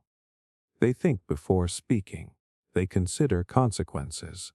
They worry about how they will be judged. They remain aware of who they are. Now place that same person inside a stadium packed with 80,000 screaming fans during a World Cup match. Something changes.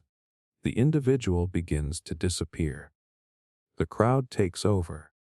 People start shouting things they would never say alone. They perform actions they would never normally consider.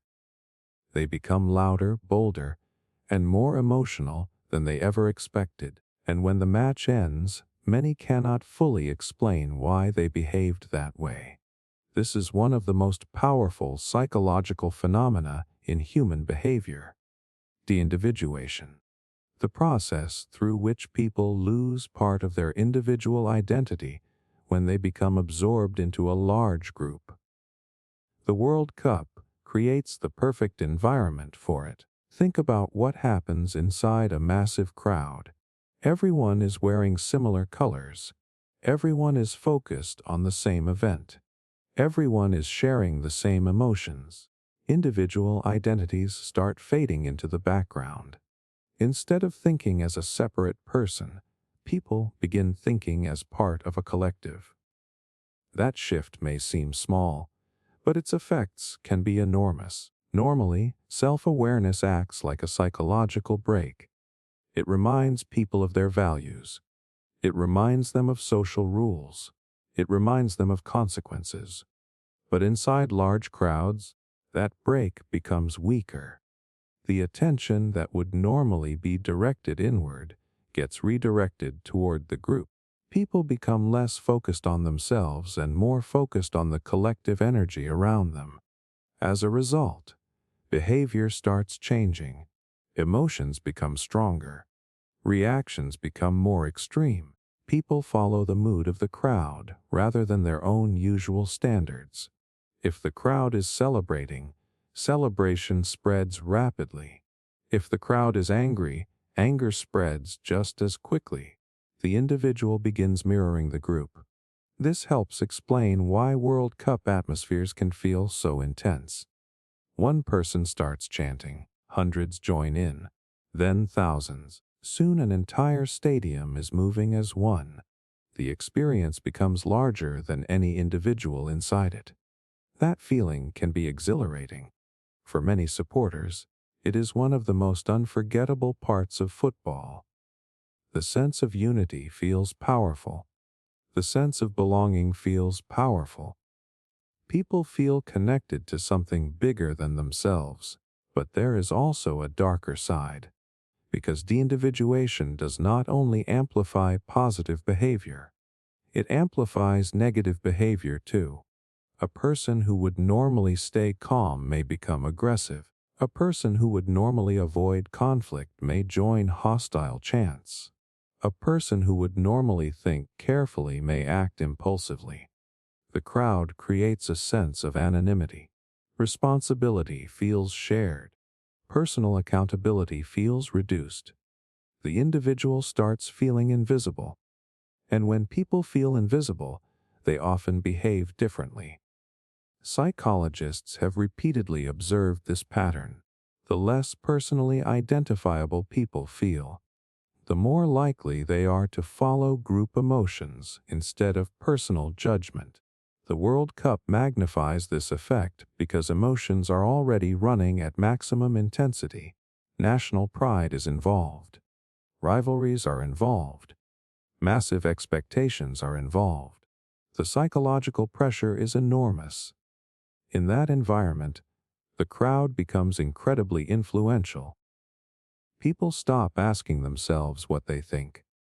They start reacting to what everyone else is feeling. That is why dramatic moments can transform entire stadiums in seconds.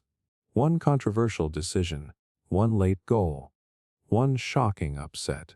The emotional state of thousands changes almost instantly. And once the crowd shifts, individuals often shift with it. What makes deindividuation so fascinating is that most people never realize it is happening. They believe every reaction is completely their own. They believe every emotion originates within them. In reality, the crowd is shaping far more of the experience than they realize. The group becomes a psychological force. A force capable of amplifying joy, anger, confidence, fear, and hostility. A force capable of changing how ordinary people think and behave. That is why World Cup crowds feel so different from everyday life.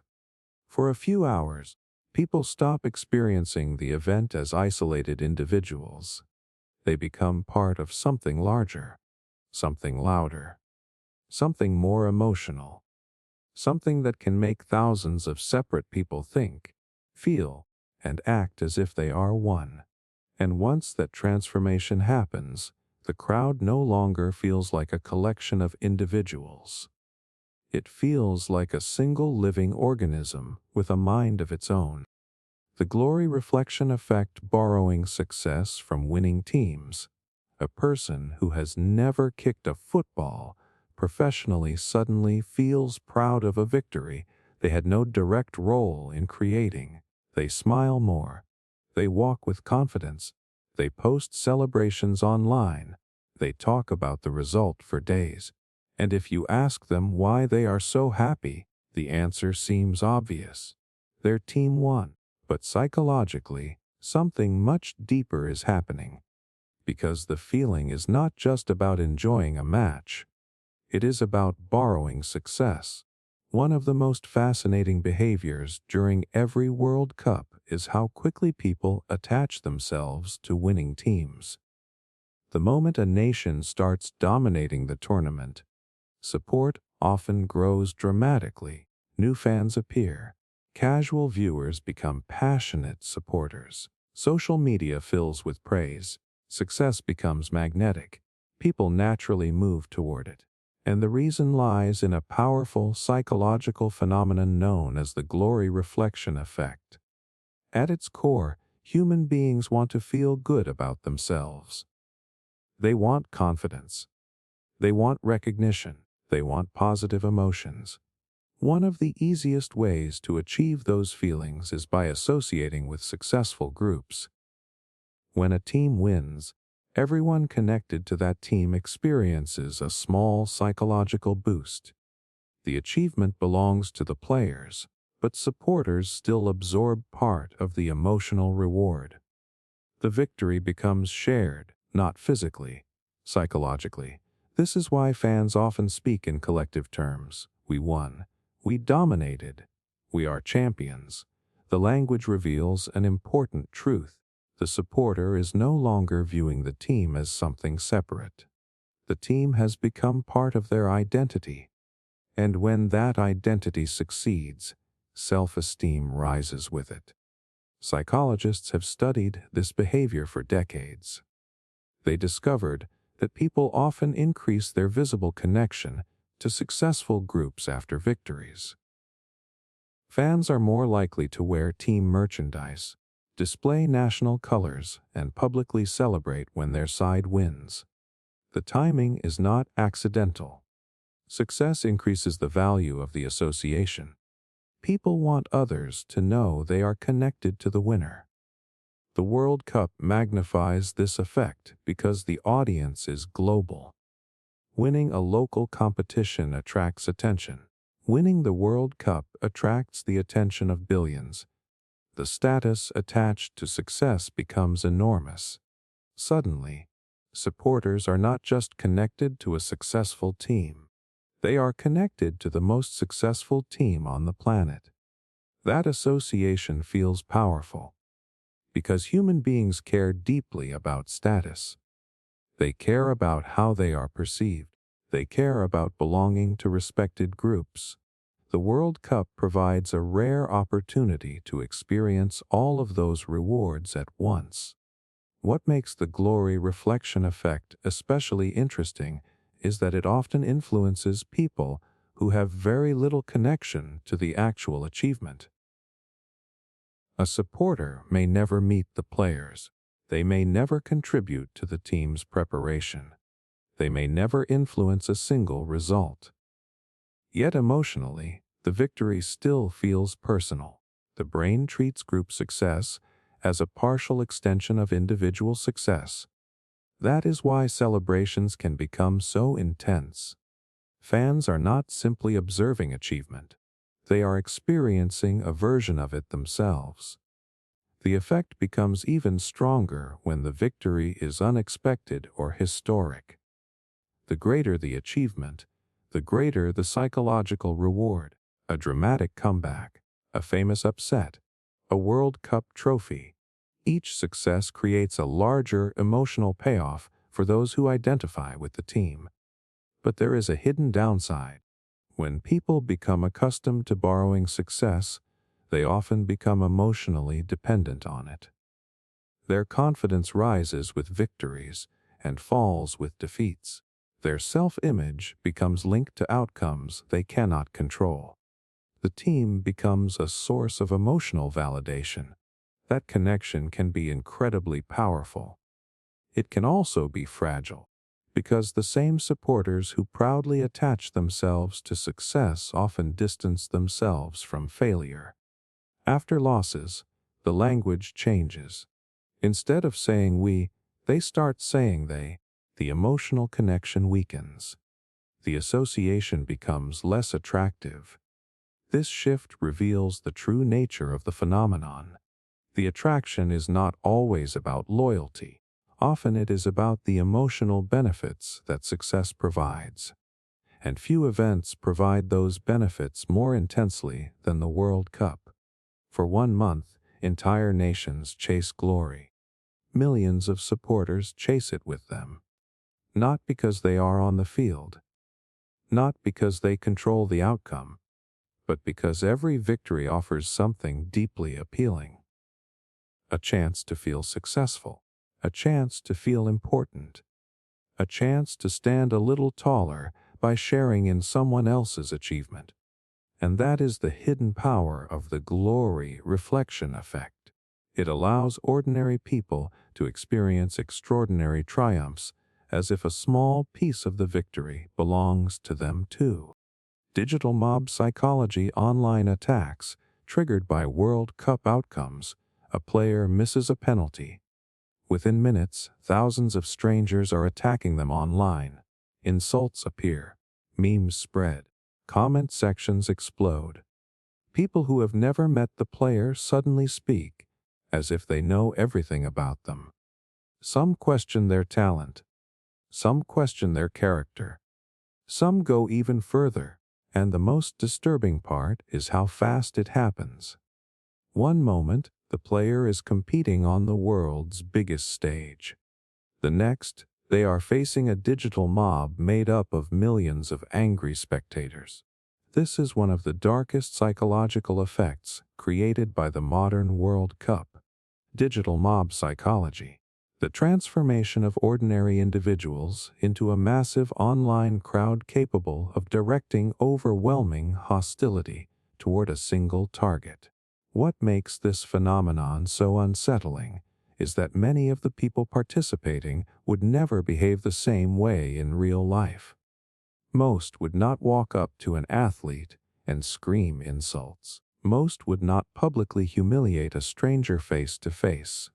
Most would not spend hours attacking someone they have never met.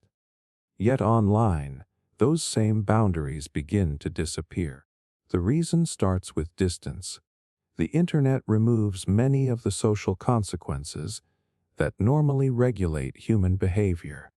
People do not see the emotional impact of their words. They do not see facial expressions. They do not witness pain or discomfort. The target becomes a screen instead of a person. And when people stop seeing the human being behind the screen, empathy weakens. The World Cup amplifies this effect dramatically. Emotions are already running at extreme levels. National pride is involved. Expectations are enormous. Millions of supporters are emotionally invested in the same outcome. When something goes wrong, frustration demands an outlet. The internet provides one instantly. A missed chance. A controversial decision. A costly mistake. Within seconds, millions of people are discussing the same event. The emotional energy starts building. One angry comment becomes hundreds. Hundreds become thousands. Soon a collective reaction forms. And once a crowd forms online, individual responsibility begins to fade. Psychologists have found that people often behave differently when they feel anonymous inside a large group. Responsibility feels shared rather than personal. Individuals start believing their contribution is insignificant because so many others are doing the same thing. One insult feels harmless. One mocking comment feels harmless. One hostile message feels harmless. But when millions think that way simultaneously, the result becomes devastating. That is how digital mobs are born. Not from a few extremely aggressive people, but from thousands of ordinary people acting together. Social media algorithms make the situation even worse. Platforms are designed to reward emotional content. Anger spreads faster than calm discussion. Outrage generates attention. Attention generates engagement. As a result, the most emotional reactions often become the most visible reactions. People see the anger. They join the anger. Then others see it and join too. The cycle feeds itself. What began as disappointment evolves into collective hostility. The target can be a player, a coach, a referee, even an entire team. Once the mob chooses a target, criticism often stops being about football. It becomes personal. The goal shifts from discussing performance to expressing emotion. That distinction matters, because emotional attacks rarely seek understanding. They seek release. The crowd is not trying to solve a problem. The crowd is trying to discharge frustration, and the chosen target absorbs the impact. What makes digital mob psychology especially dangerous is how normal it feels to participants. Each person sees only their own comment, their own post, their own reaction. They do not experience the full weight of the collective attack. The victim does. Thousands of messages arrive. Thousands of insults arrive. Thousands of reminders of a single mistake arrive. What feels small to the individual feels overwhelming to the target. And that is the hidden power of the digital mob. It turns isolated actions into a massive psychological force, a force capable of overwhelming athletes, shaping public narratives, and transforming moments of failure into global humiliation. The World Cup has always created intense emotions, but social media changed where those emotions go. The anger no longer stays in living rooms, bars, or stadiums. It travels instantly across the world, straight toward the people at the center of the story. And when millions of disappointed fans gather in the same digital space, something remarkable happens. Individuals stop behaving like individuals. They become a crowd with no stadium, no walls, no boundaries, and sometimes no mercy. Emotional investment escalation, why fans keep caring despite repeated disappointment. Every World Cup creates the same scene. A team is eliminated. Fans are devastated. Social media fills with heartbreak.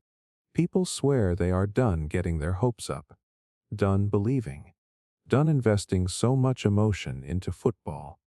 The disappointment feels too painful. The loss feels too familiar. And for a while, they genuinely mean it. Then 4 years pass. A new tournament arrives. The same fans return. The same hope returns. The same emotional investment returns. And somehow, despite all the previous heartbreak, they care just as much as before. Sometimes even more. Why? Why do people keep emotionally committing themselves to something that has disappointed them repeatedly? The answer lies in one of the most powerful forces in human psychology: emotional investment escalation, the tendency to become more attached to something precisely because we have already invested so much into it. At first glance, this seems irrational.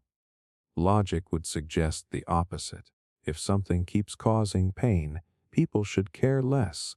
They should lower their expectations. They should emotionally distance themselves.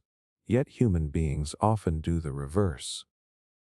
The more time, energy, and emotion they invest, the harder it becomes to walk away. The World Cup is a perfect example. Many supporters spend years following their national team. They watch qualification matches. They track player development. They discuss tactics. They defend the team during difficult periods. They imagine future success. By the time the tournament begins, they have already invested countless hours and emotions. The team becomes part of a long personal journey. That investment creates attachment, and attachment creates commitment. Psychologists have long observed a tendency known as the sunk cost effect. People often continue investing in something because of what they have already invested in the past. The previous investment makes walking away feel like a loss. The logic becomes simple. I have already come this far. I cannot stop now. World Cup supporters experience a similar process emotionally. After years of caring, giving up feels impossible. The emotional investment itself becomes a reason to keep believing, even when disappointment keeps happening. In fact, repeated disappointment can sometimes strengthen commitment rather than weaken it. That sounds strange, but it makes sense psychologically. Every painful defeat creates a feeling of unfinished business. Fans tell themselves the suffering will eventually be rewarded. The heartbreak will eventually be worth it. The story cannot end like this. The next tournament becomes a chance for redemption. The next generation becomes a source of hope. The next World Cup becomes the one that changes everything. As long as that possibility exists, the investment continues. Hope becomes the fuel that keeps the cycle alive. What makes this phenomenon especially powerful is that people rarely remember only the pain. They remember the moments of joy too. The dramatic victories, the unforgettable goals, the celebrations, the feeling of unity, the excitement of believing that something extraordinary might happen. Those moments create emotional rewards strong enough to justify years of disappointment. The brain starts focusing on possibility rather than probability. Supporters know heartbreak is possible. They also know glory is possible. And for many, that possibility is enough. The emotional investment grows with every tournament. Each World Cup adds another chapter. Each victory adds meaning. Each defeat adds unfinished emotion. The connection becomes deeper over time. Eventually, supporting the team stops being a choice. It becomes part of identity, part of routine, part of life. That is why fans keep returning. Not because they enjoy disappointment, because they are emotionally invested in a story that has not reached its ending yet.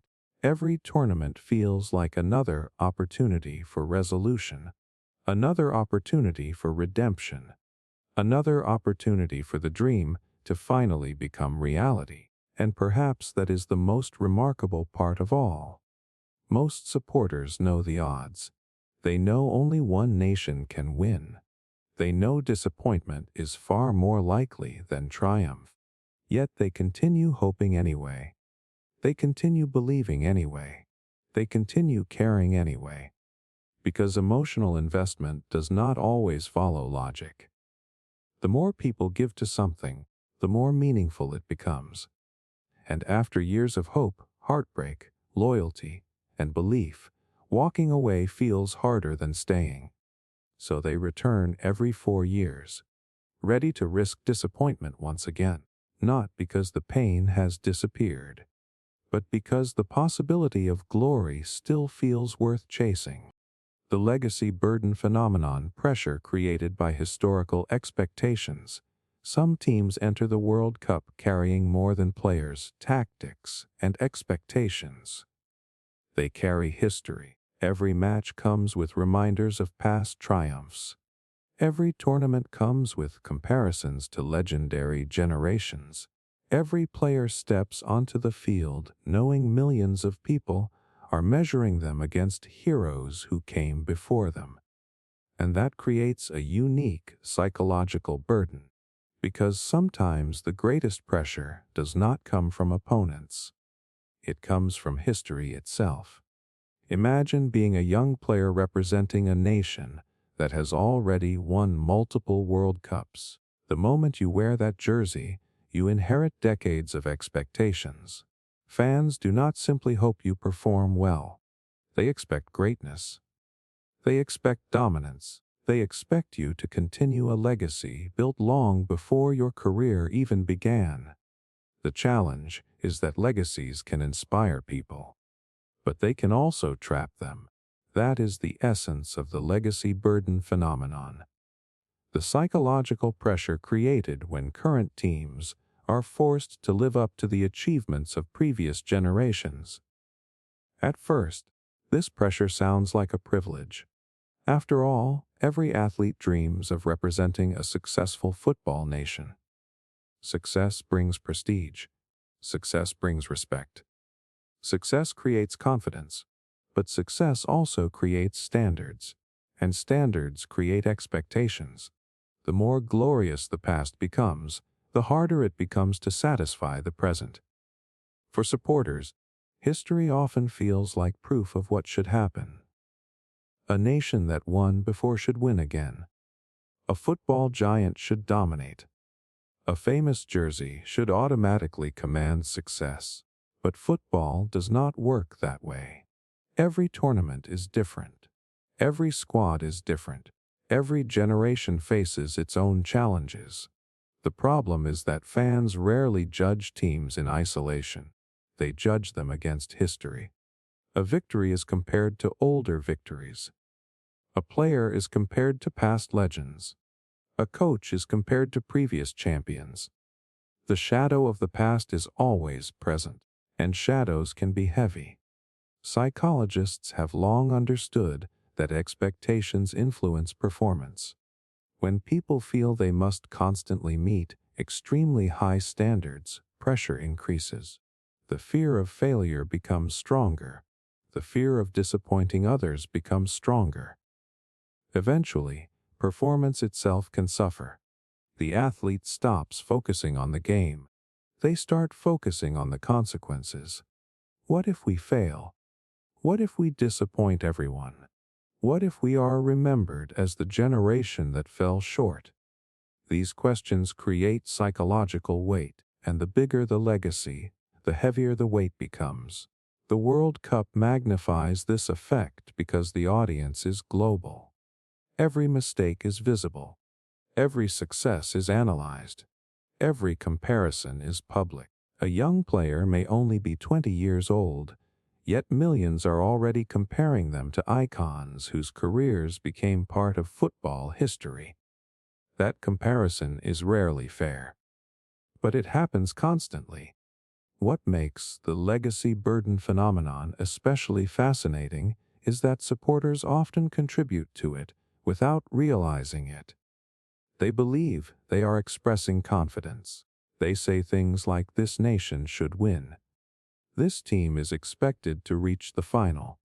Anything less would be a failure." The intention is support. The result is pressure.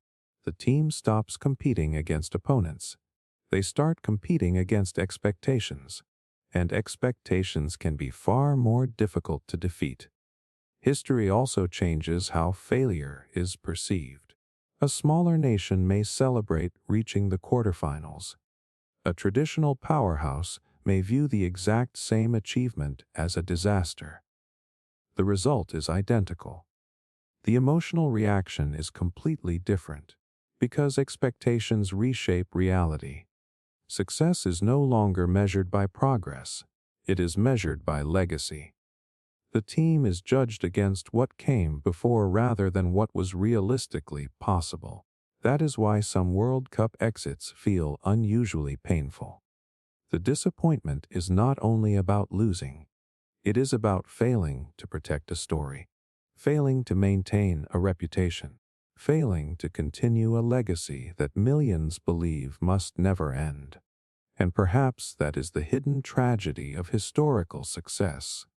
The victories of one generation can become the pressure of the next. The trophies that once inspired a nation can eventually become a standard that feels impossible to satisfy. Every World Cup champion creates history.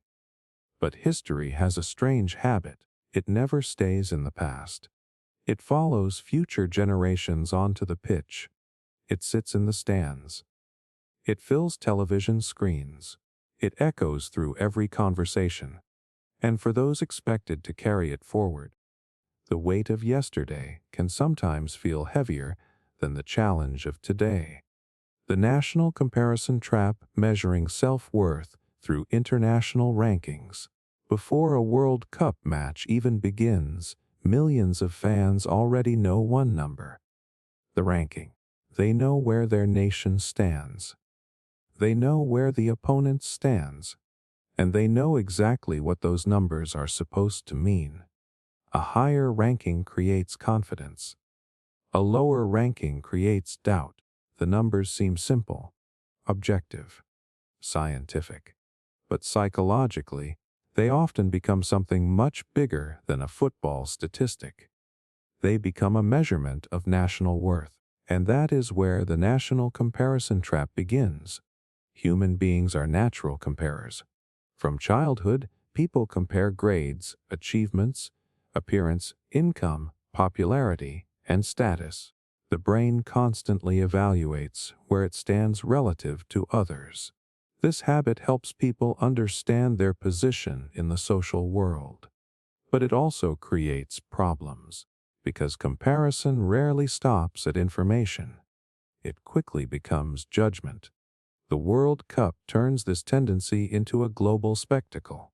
Every nation enters the tournament carrying rankings, records, predictions, and expectations.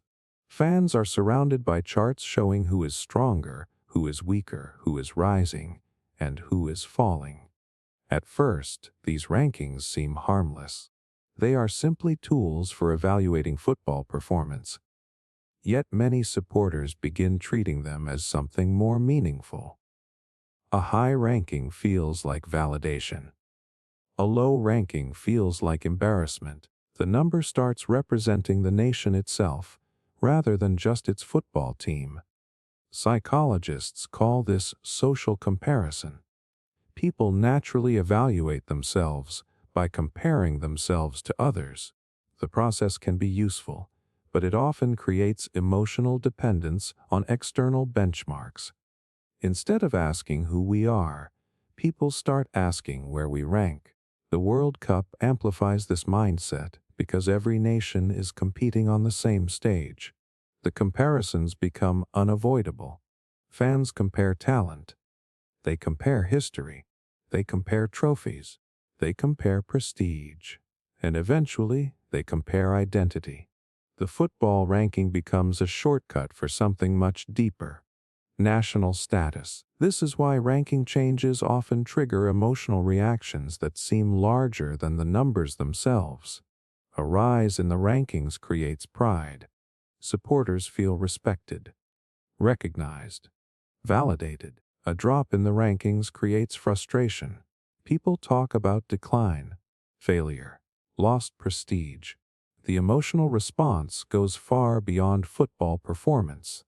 Because the ranking has become symbolic, it feels like the world is judging where the nation belongs. What makes this phenomenon especially fascinating is that rankings are always relative. A team can improve significantly and still fall behind another nation improving faster. A country can become stronger while feeling weaker. The actual progress matters less than the comparison, and that is the trap. Comparison shifts attention away from growth and toward status. Fans stop asking whether the team is improving. They start asking whether the team is above everyone else. The focus changes from development to hierarchy. This mindset becomes even stronger during the World Cup because rankings create expectations. If a highly ranked nation struggles, panic appears. If a lower-ranked nation succeeds, surprise spreads across the world. The number creates a story before the match even begins. Supporters become emotionally attached to that story. When reality matches expectations, everything feels normal. When reality challenges expectations, emotions explode. The ranking starts influencing how victories and defeats are interpreted. A win against a stronger nation feels historic. A loss against a weaker nation feels humiliating. Not because of the result itself, because of what the comparison seems to say. The fear is not losing a match. The fear is losing status. And human beings care deeply about status, perhaps more than they realize. The World Cup exposes this tendency on a massive scale. Entire nations become obsessed with where they stand relative to others, not just on the field, psychologically, emotionally, symbolically. And that may be why rankings hold such power. They offer something the human mind constantly seeks, a way to determine where we belong in the hierarchy. But there is a hidden cost. The moment self-worth becomes tied to comparison, satisfaction becomes fragile. There will always be another nation to catch, another team to surpass, another position to chase. The finish line keeps moving. That is why the national comparison trap is so difficult to escape. People believe they are measuring football performance. Often they are measuring something much more personal. Their sense of significance, their sense of status, their sense of value. And for 1 month, every 4 years, the World Cup turns those comparisons into one of the biggest psychological competitions on Earth. The collective memory bias, remembering wins more fondly than reality. Ask a football fan about a famous World Cup victory from 10 or 20 years ago. Watch how they describe it. The team looked unstoppable. Everything went perfectly. The players were fearless. The performance was legendary. The victory felt inevitable. Listening to the story, you would think the match was a flawless masterpiece from beginning to end. Then something interesting happens. You go back and watch the actual game. Suddenly the memory and reality do not quite match. There were mistakes. There were nervous moments. There were stretches where the team struggled badly. There were missed chances and lucky breaks that nobody seems to remember. So what happened? Why do people remember certain World Cup victories as being far better than they actually were? The answer lies in a fascinating psychological phenomenon known as collective memory bias. The tendency for groups of people to gradually reshape memories in ways that make past events feel more meaningful, more dramatic, and often more positive than reality. Human memory is not a recording device. It does not store events exactly as they happened. Instead, the brain reconstructs memories every time they are recalled. And during that reconstruction process, details can change. Certain moments become larger. Certain details disappear. Certain emotions begin influencing what is remembered and what is forgotten. The World Cup creates the perfect conditions for this process, because victories are not remembered by one person. They are remembered by millions. Entire nations revisit the same moments repeatedly. Documentaries replay them. Commentators discuss them. Fans tell stories about them. Each retelling slightly reshapes the memory. Over time, the story becomes more polished than the reality. The rough edges disappear. The glorious moments remain. Psychologists have found that people naturally remember emotionally rewarding experiences more positively as time passes. Negative details tend to fade while emotionally satisfying details become more prominent. This helps explain why famous victories often feel larger in memory than they did in real life. The brain protects the feeling. The emotion survives. The complications disappear. Imagine a nation winning a difficult World Cup match. At the time, supporters may have been terrified. The game may have been chaotic. The outcome may have depended on luck. But years later, those uncertainties often fade from memory. What remains is the victory itself. The emotional reward becomes the center of the story. Everything else moves into the background. The effect becomes even stronger when memories are shared collectively. One person's version influences another person's version. Stories become synchronized. A common narrative develops. Eventually, millions of people begin remembering the event in nearly the same way. Not necessarily because it happened that way, because the group gradually agreed that it happened that way. That shared narrative becomes part of national identity. The victory stops being just a result. It becomes a symbol of greatness, a symbol of resilience, a symbol of national pride. And symbols are rarely remembered objectively. They are remembered emotionally. What makes collective memory bias especially powerful is that it can change expectations for future generations. Young fans hear stories about legendary teams and historic victories. They imagine perfection. They imagine dominance. They imagine moments that seem almost mythical. But often they are hearing a polished version of history. A version shaped by decades of emotional storytelling. A version where uncertainty has been removed. A version where success appears cleaner than it actually was. The irony is that this bias is not necessarily harmful. In many ways, it helps create shared identity, shared culture, shared pride. The stories become part of what connects people to one another. The problem appears when memories become so idealized that reality can never compete with them. Current teams are judged against perfect recollections rather than actual history. Modern victories feel smaller because past victories have grown larger in memory. The comparison becomes impossible. And that is the hidden power of collective memory bias. It quietly transforms history over time. Not through lies, not through deception, but through the natural way human beings remember meaningful experiences. The World Cup provides unforgettable moments. Then memory begins its work. The nervous moments fade. The lucky moments fade.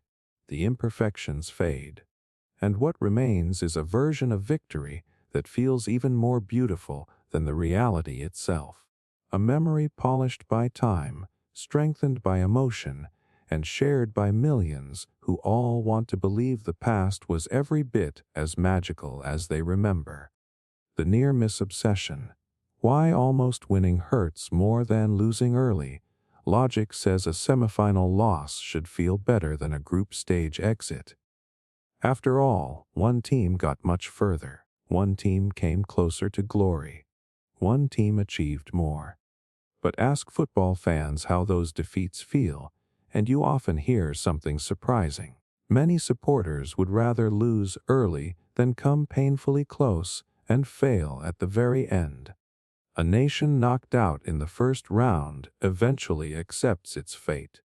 A nation that loses a World Cup final may spend decades thinking about what could have been. And that reveals one of the most painful psychological phenomena in sports. The near-miss obsession, the strange tendency for almost winning to hurt more than never being close at all. At first, this seems irrational. Success should reduce disappointment. Getting closer to the trophy should make the loss easier to accept. Yet human psychology often works in the opposite direction, because emotional pain is not determined by what happened. It is determined by what almost happened. The closer people get to a desired outcome, the easier it becomes to imagine achieving it. And once the brain starts imagining a different reality, suffering increases. Psychologists call this counterfactual thinking, the mental process of creating alternative versions of events. What if that shot had gone in? What if that penalty had been saved? What if that one mistake never happened? These questions become psychological traps. The mind keeps replaying the moment where everything could have changed, and the smaller the distance between success and failure, the stronger the obsession becomes. The World Cup creates perfect conditions for this phenomenon. A team fights through multiple rounds. Hope grows with every victory. Belief becomes stronger. Fans start imagining celebrations. They picture the trophy.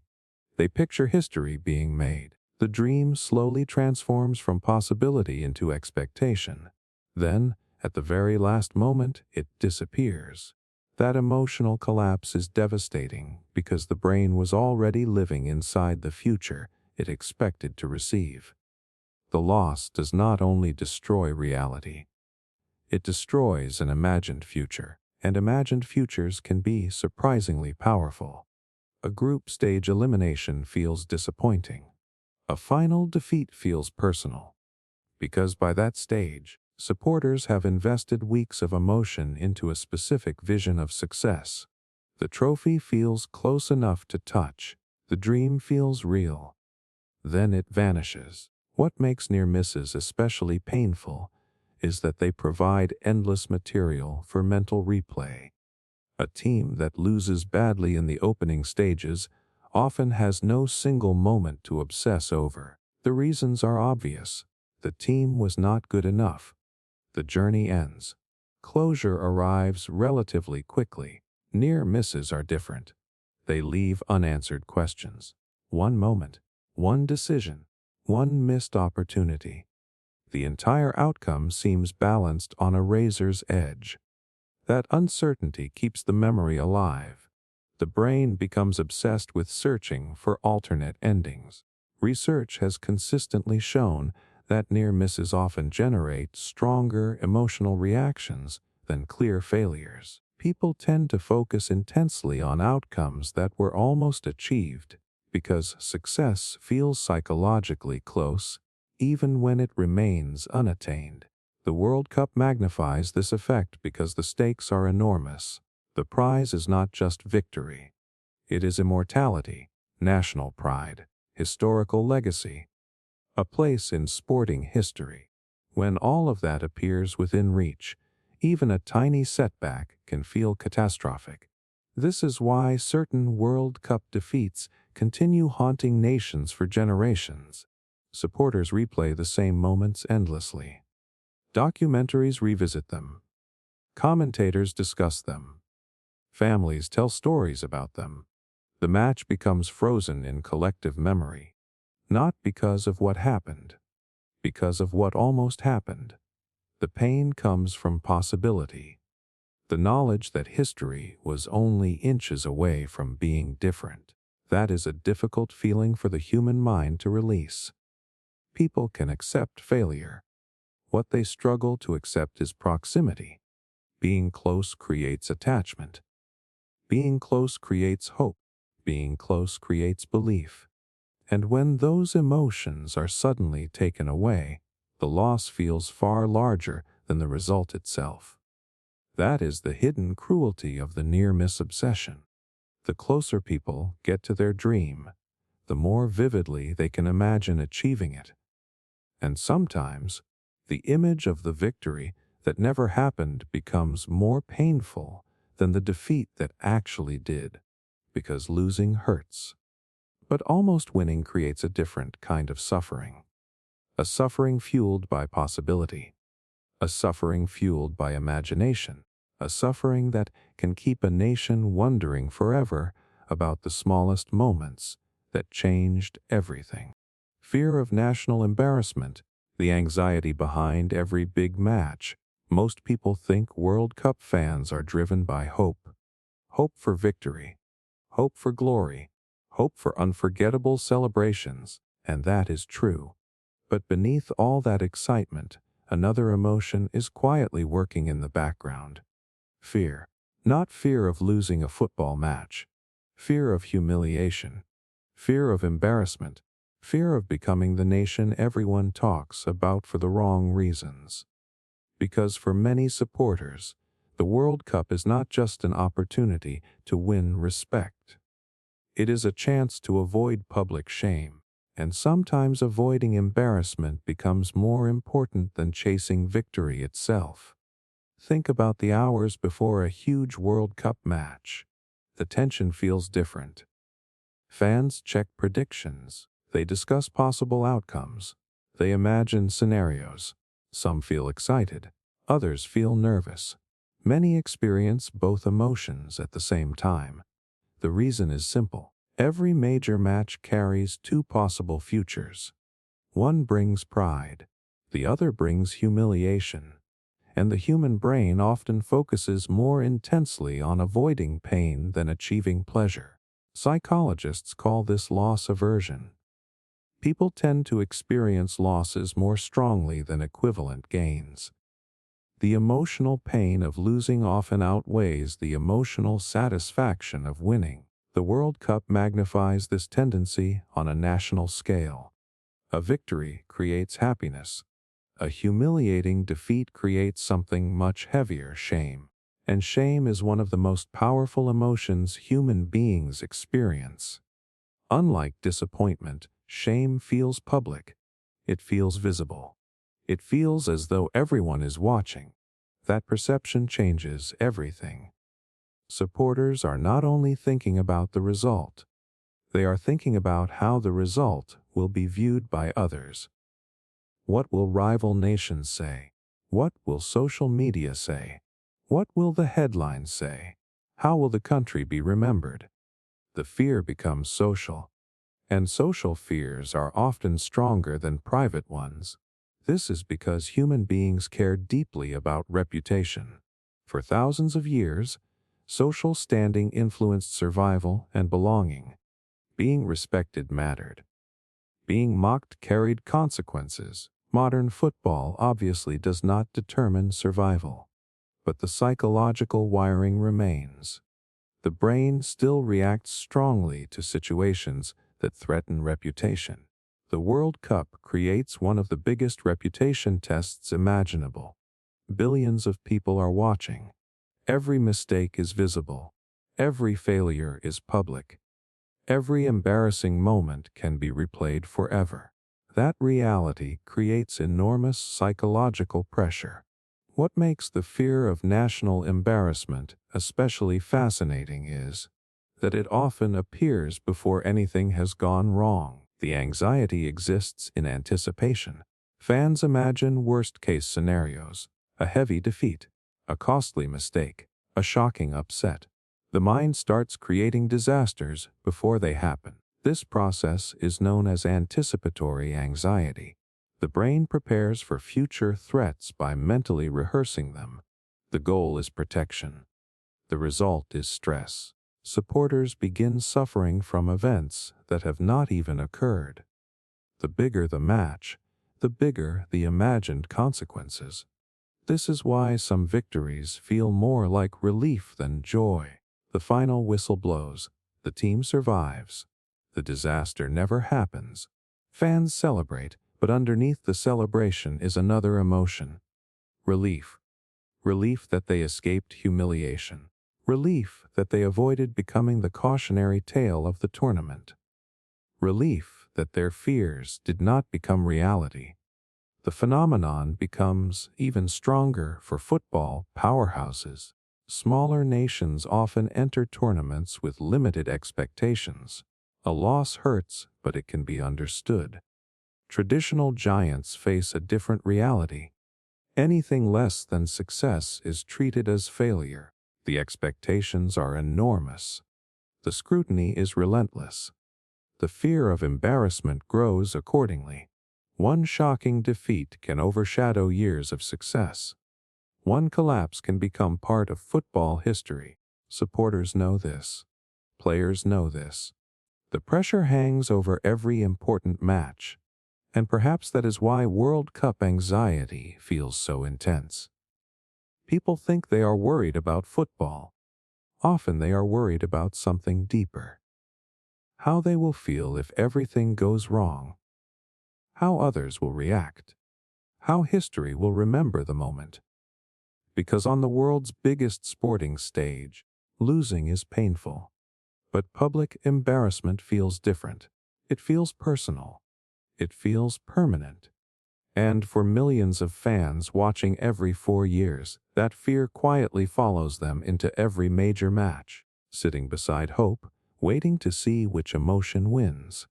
Symbolic warfare. How matches become psychological battles between countries. On the surface, a World Cup match is simple. Two teams enter a stadium. 90 minutes are played.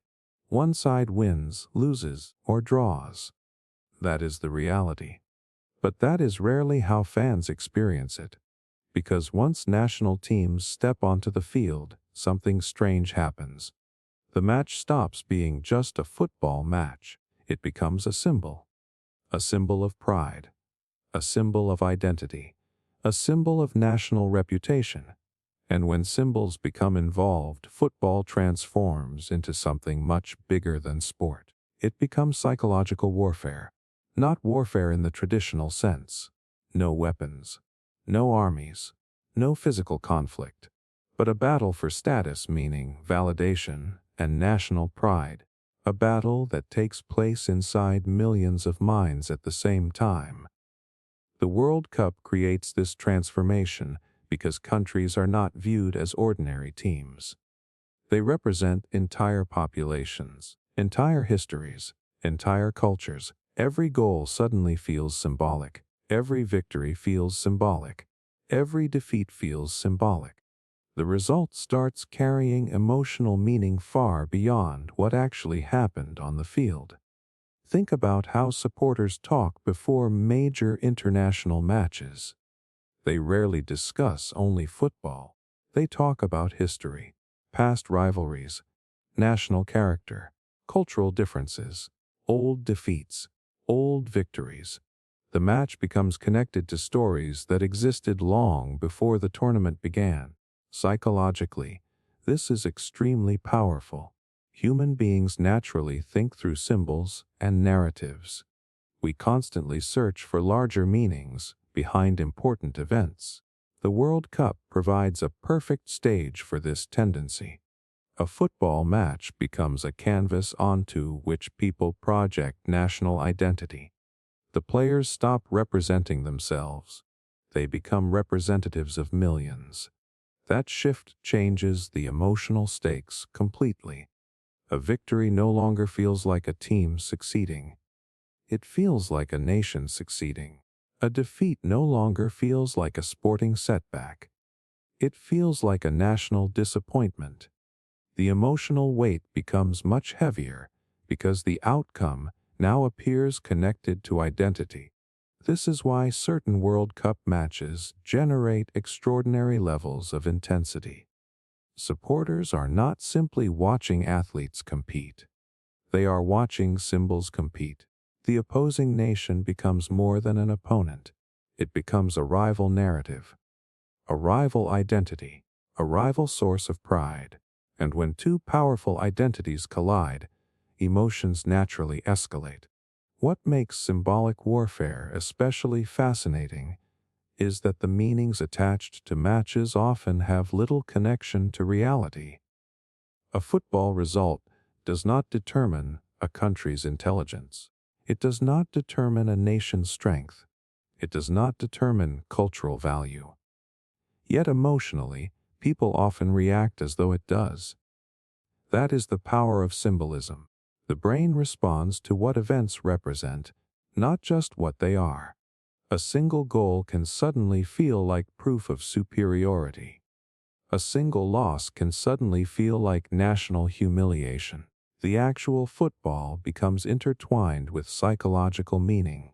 Media coverage often intensifies the effect. Stories are framed as clashes between nations rather than competitions between teams. Historical narratives are revived. Old tensions are revisited. Every match becomes part of a larger story. The audience is encouraged to view the game through an emotional lens rather than a purely sporting one. As a result, supporters become even more invested. The match starts feeling important far beyond its practical consequences. That is why emotions during the World Cup can reach extraordinary levels. People celebrate victories with overwhelming joy. People mourn defeats with genuine sadness. The reaction often seems disproportionate to a sporting event. But from a psychological perspective, it makes perfect sense. They are not reacting to football alone. They are reacting to what football represents. The tournament becomes a stage where nations seek recognition, respect, and validation. Every result appears to communicate something larger, something symbolic, something meaningful. And perhaps that is the hidden reason the World Cup captivates billions of people. It allows countries to compete without fighting. It channels ancient tribal instincts into a global spectacle. It transforms sport into symbolism. And for a few weeks every 4 years, millions of people stop seeing football matches as games. They start seeing them as psychological battles between nations. Battles fought with goals instead of weapons. Battles fought with emotion instead of force. Battles where the scoreboard measures far more than football, at least in the minds of those watching. The post-World Cup void, emotional emptiness, after the tournament ends. For an entire month, the World Cup becomes part of everyday life. People wake up thinking about matches. They check scores during work. They argue about predictions. They watch highlights before sleeping. Every day feels connected to the tournament. Then suddenly it ends. The final whistle blows. The trophy is lifted. The celebrations finish. And within a few days, something strange begins to happen. The excitement disappears. The conversations disappear. The anticipation disappears. Many fans feel a sense of emptiness they never expected. Not sadness exactly. Not depression exactly. Just a strange feeling that something important is missing. This is the post-World Cup void, one of the least discussed but most common psychological phenomena created by the tournament.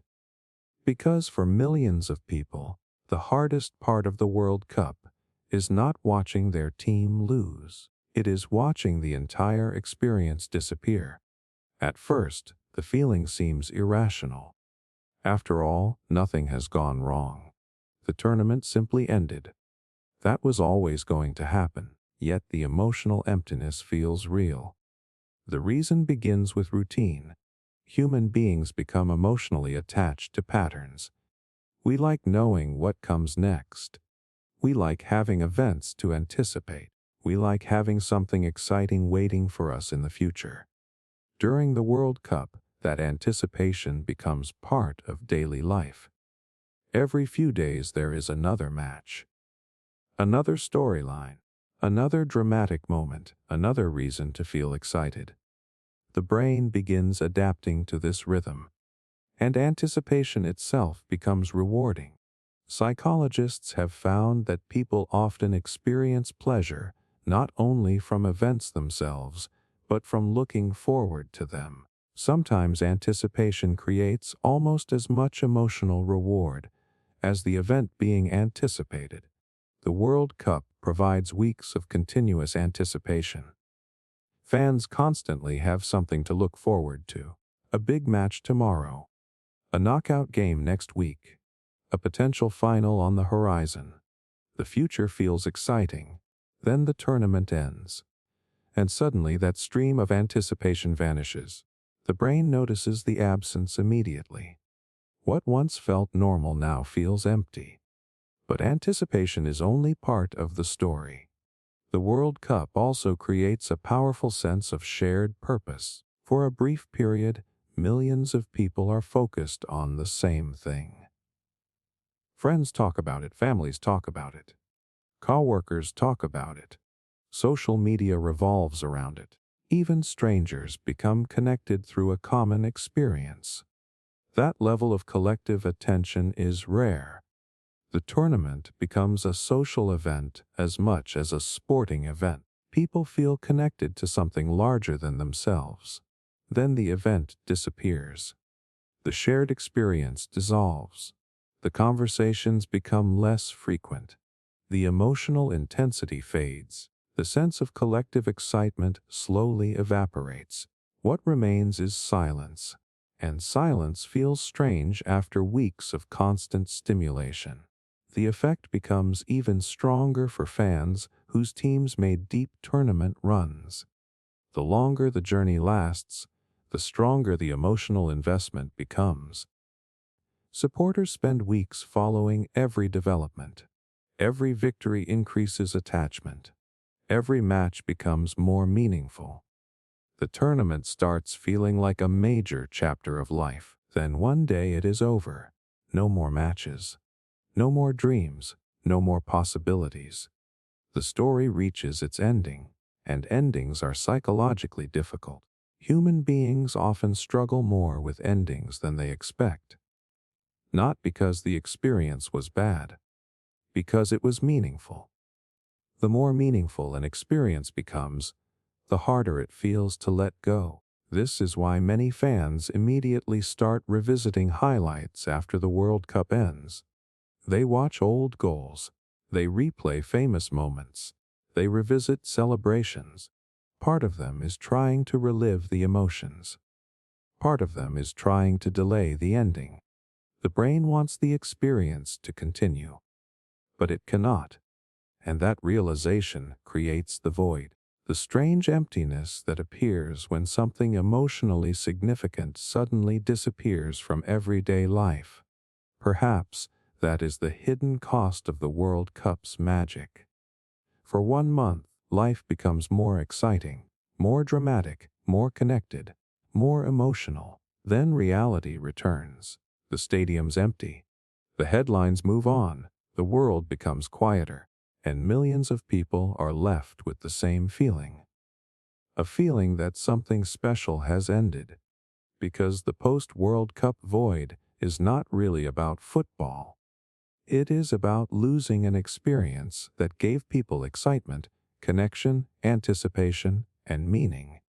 And when something provides all of those things at once, its absence can feel surprisingly powerful long after the final whistle has faded away. Reality escape dependence, using the World Cup as a temporary psychological refuge.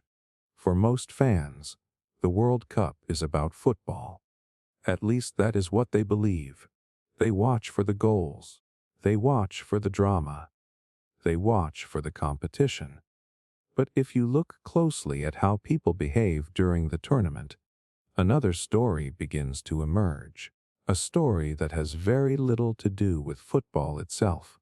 Because for millions of people, the World Cup becomes something else. A refuge. A temporary escape from reality. A place where everyday problems fade into the background. And that is where one of the most powerful psychological effects of the tournament begins. Reality escape dependence. The tendency to rely on the World Cup as a temporary shelter from stress, uncertainty, and the pressures of everyday life. Think about how life feels for most people. There are responsibilities, deadlines, financial worries, personal struggles, relationship problems, uncertainty about the future. The human mind carries a constant stream of concerns. Most never completely disappear. They simply follow people from one day to the next. Then the World Cup arrives. Suddenly, attention shifts. The next match becomes important. The next result becomes important. The next storyline becomes important. For a few hours, the brain focuses on something completely different. And that shift feels incredibly relieving. Psychologists have long understood that people naturally seek forms of psychological escape. When reality becomes stressful, the mind looks for activities that provide temporary relief from pressure. Books do it. Movies do it. Video games do it. The World Cup does it on a massive global scale. The tournament creates an alternative emotional world. A world filled with narratives, heroes, villains, tension, hope, and excitement. Compared to the complexity of real life, football feels simple. Someone wins. Someone loses. The objectives are clear. The rules are clear. The story is easy to follow. That clarity is comforting, especially during periods when life feels chaotic. What makes the World Cup particularly powerful is that it provides continuous emotional engagement. There is always another match, another prediction, Another controversy. Another dream. The brain becomes absorbed. Attention moves away from personal problems and toward the tournament. For many people, this is completely healthy. Temporary escape is a normal part of human psychology. The problem appears when the escape becomes emotionally necessary, when the tournament stops being entertainment and starts becoming refuge. Supporters begin relying on it to avoid difficult emotions. Stress feels easier when football is on. Loneliness feels easier when everyone is discussing matches. Uncertainty feels easier when there is always another game to anticipate. The World Cup becomes more than a sporting event. It becomes emotional shelter. This helps explain why some fans become so deeply immersed in the tournament. They are not only following football. They are stepping into an alternative reality, a reality where attention is directed toward goals, rivalries, and trophies rather than personal worries. For a few weeks, that reality feels incredibly rewarding. The brain starts associating the tournament with relief. Relief from stress. Relief from boredom. Relief from emotional discomfort. And human beings naturally return to experiences that provide relief. The effect becomes even stronger because the World Cup is shared collectively. People are not escaping alone. They are escaping together. Friends are watching. Families are watching. Entire nations are watching. The experience creates connection at the same time it creates distraction. That combination is psychologically powerful. It satisfies multiple emotional needs simultaneously: excitement, belonging, purpose, anticipation, escape. Few events provide all of those things at once, which is why the end of the tournament can feel surprisingly difficult for some supporters. The refuge disappears. The distraction disappears. The emotional shelter disappears. The problems that were temporarily pushed aside return. Reality waits patiently, and suddenly the contrast becomes noticeable. The excitement of the World Cup is gone. Ordinary life returns. That transition can feel uncomfortable because people are not simply losing football. They are losing a psychological escape. And perhaps that is one of the hidden reasons the World Cup becomes so emotionally important. It offers something many people desperately need: a break, a pause, a chance to step away from the pressures of everyday existence. For 1 month, the world becomes smaller. The problems become quieter. The focus becomes simpler. And for millions of people, that temporary refuge feels every bit as valuable as the football itself. Because sometimes the real attraction of the World Cup is not what happens on the field. It is what people are able to forget while they are watching.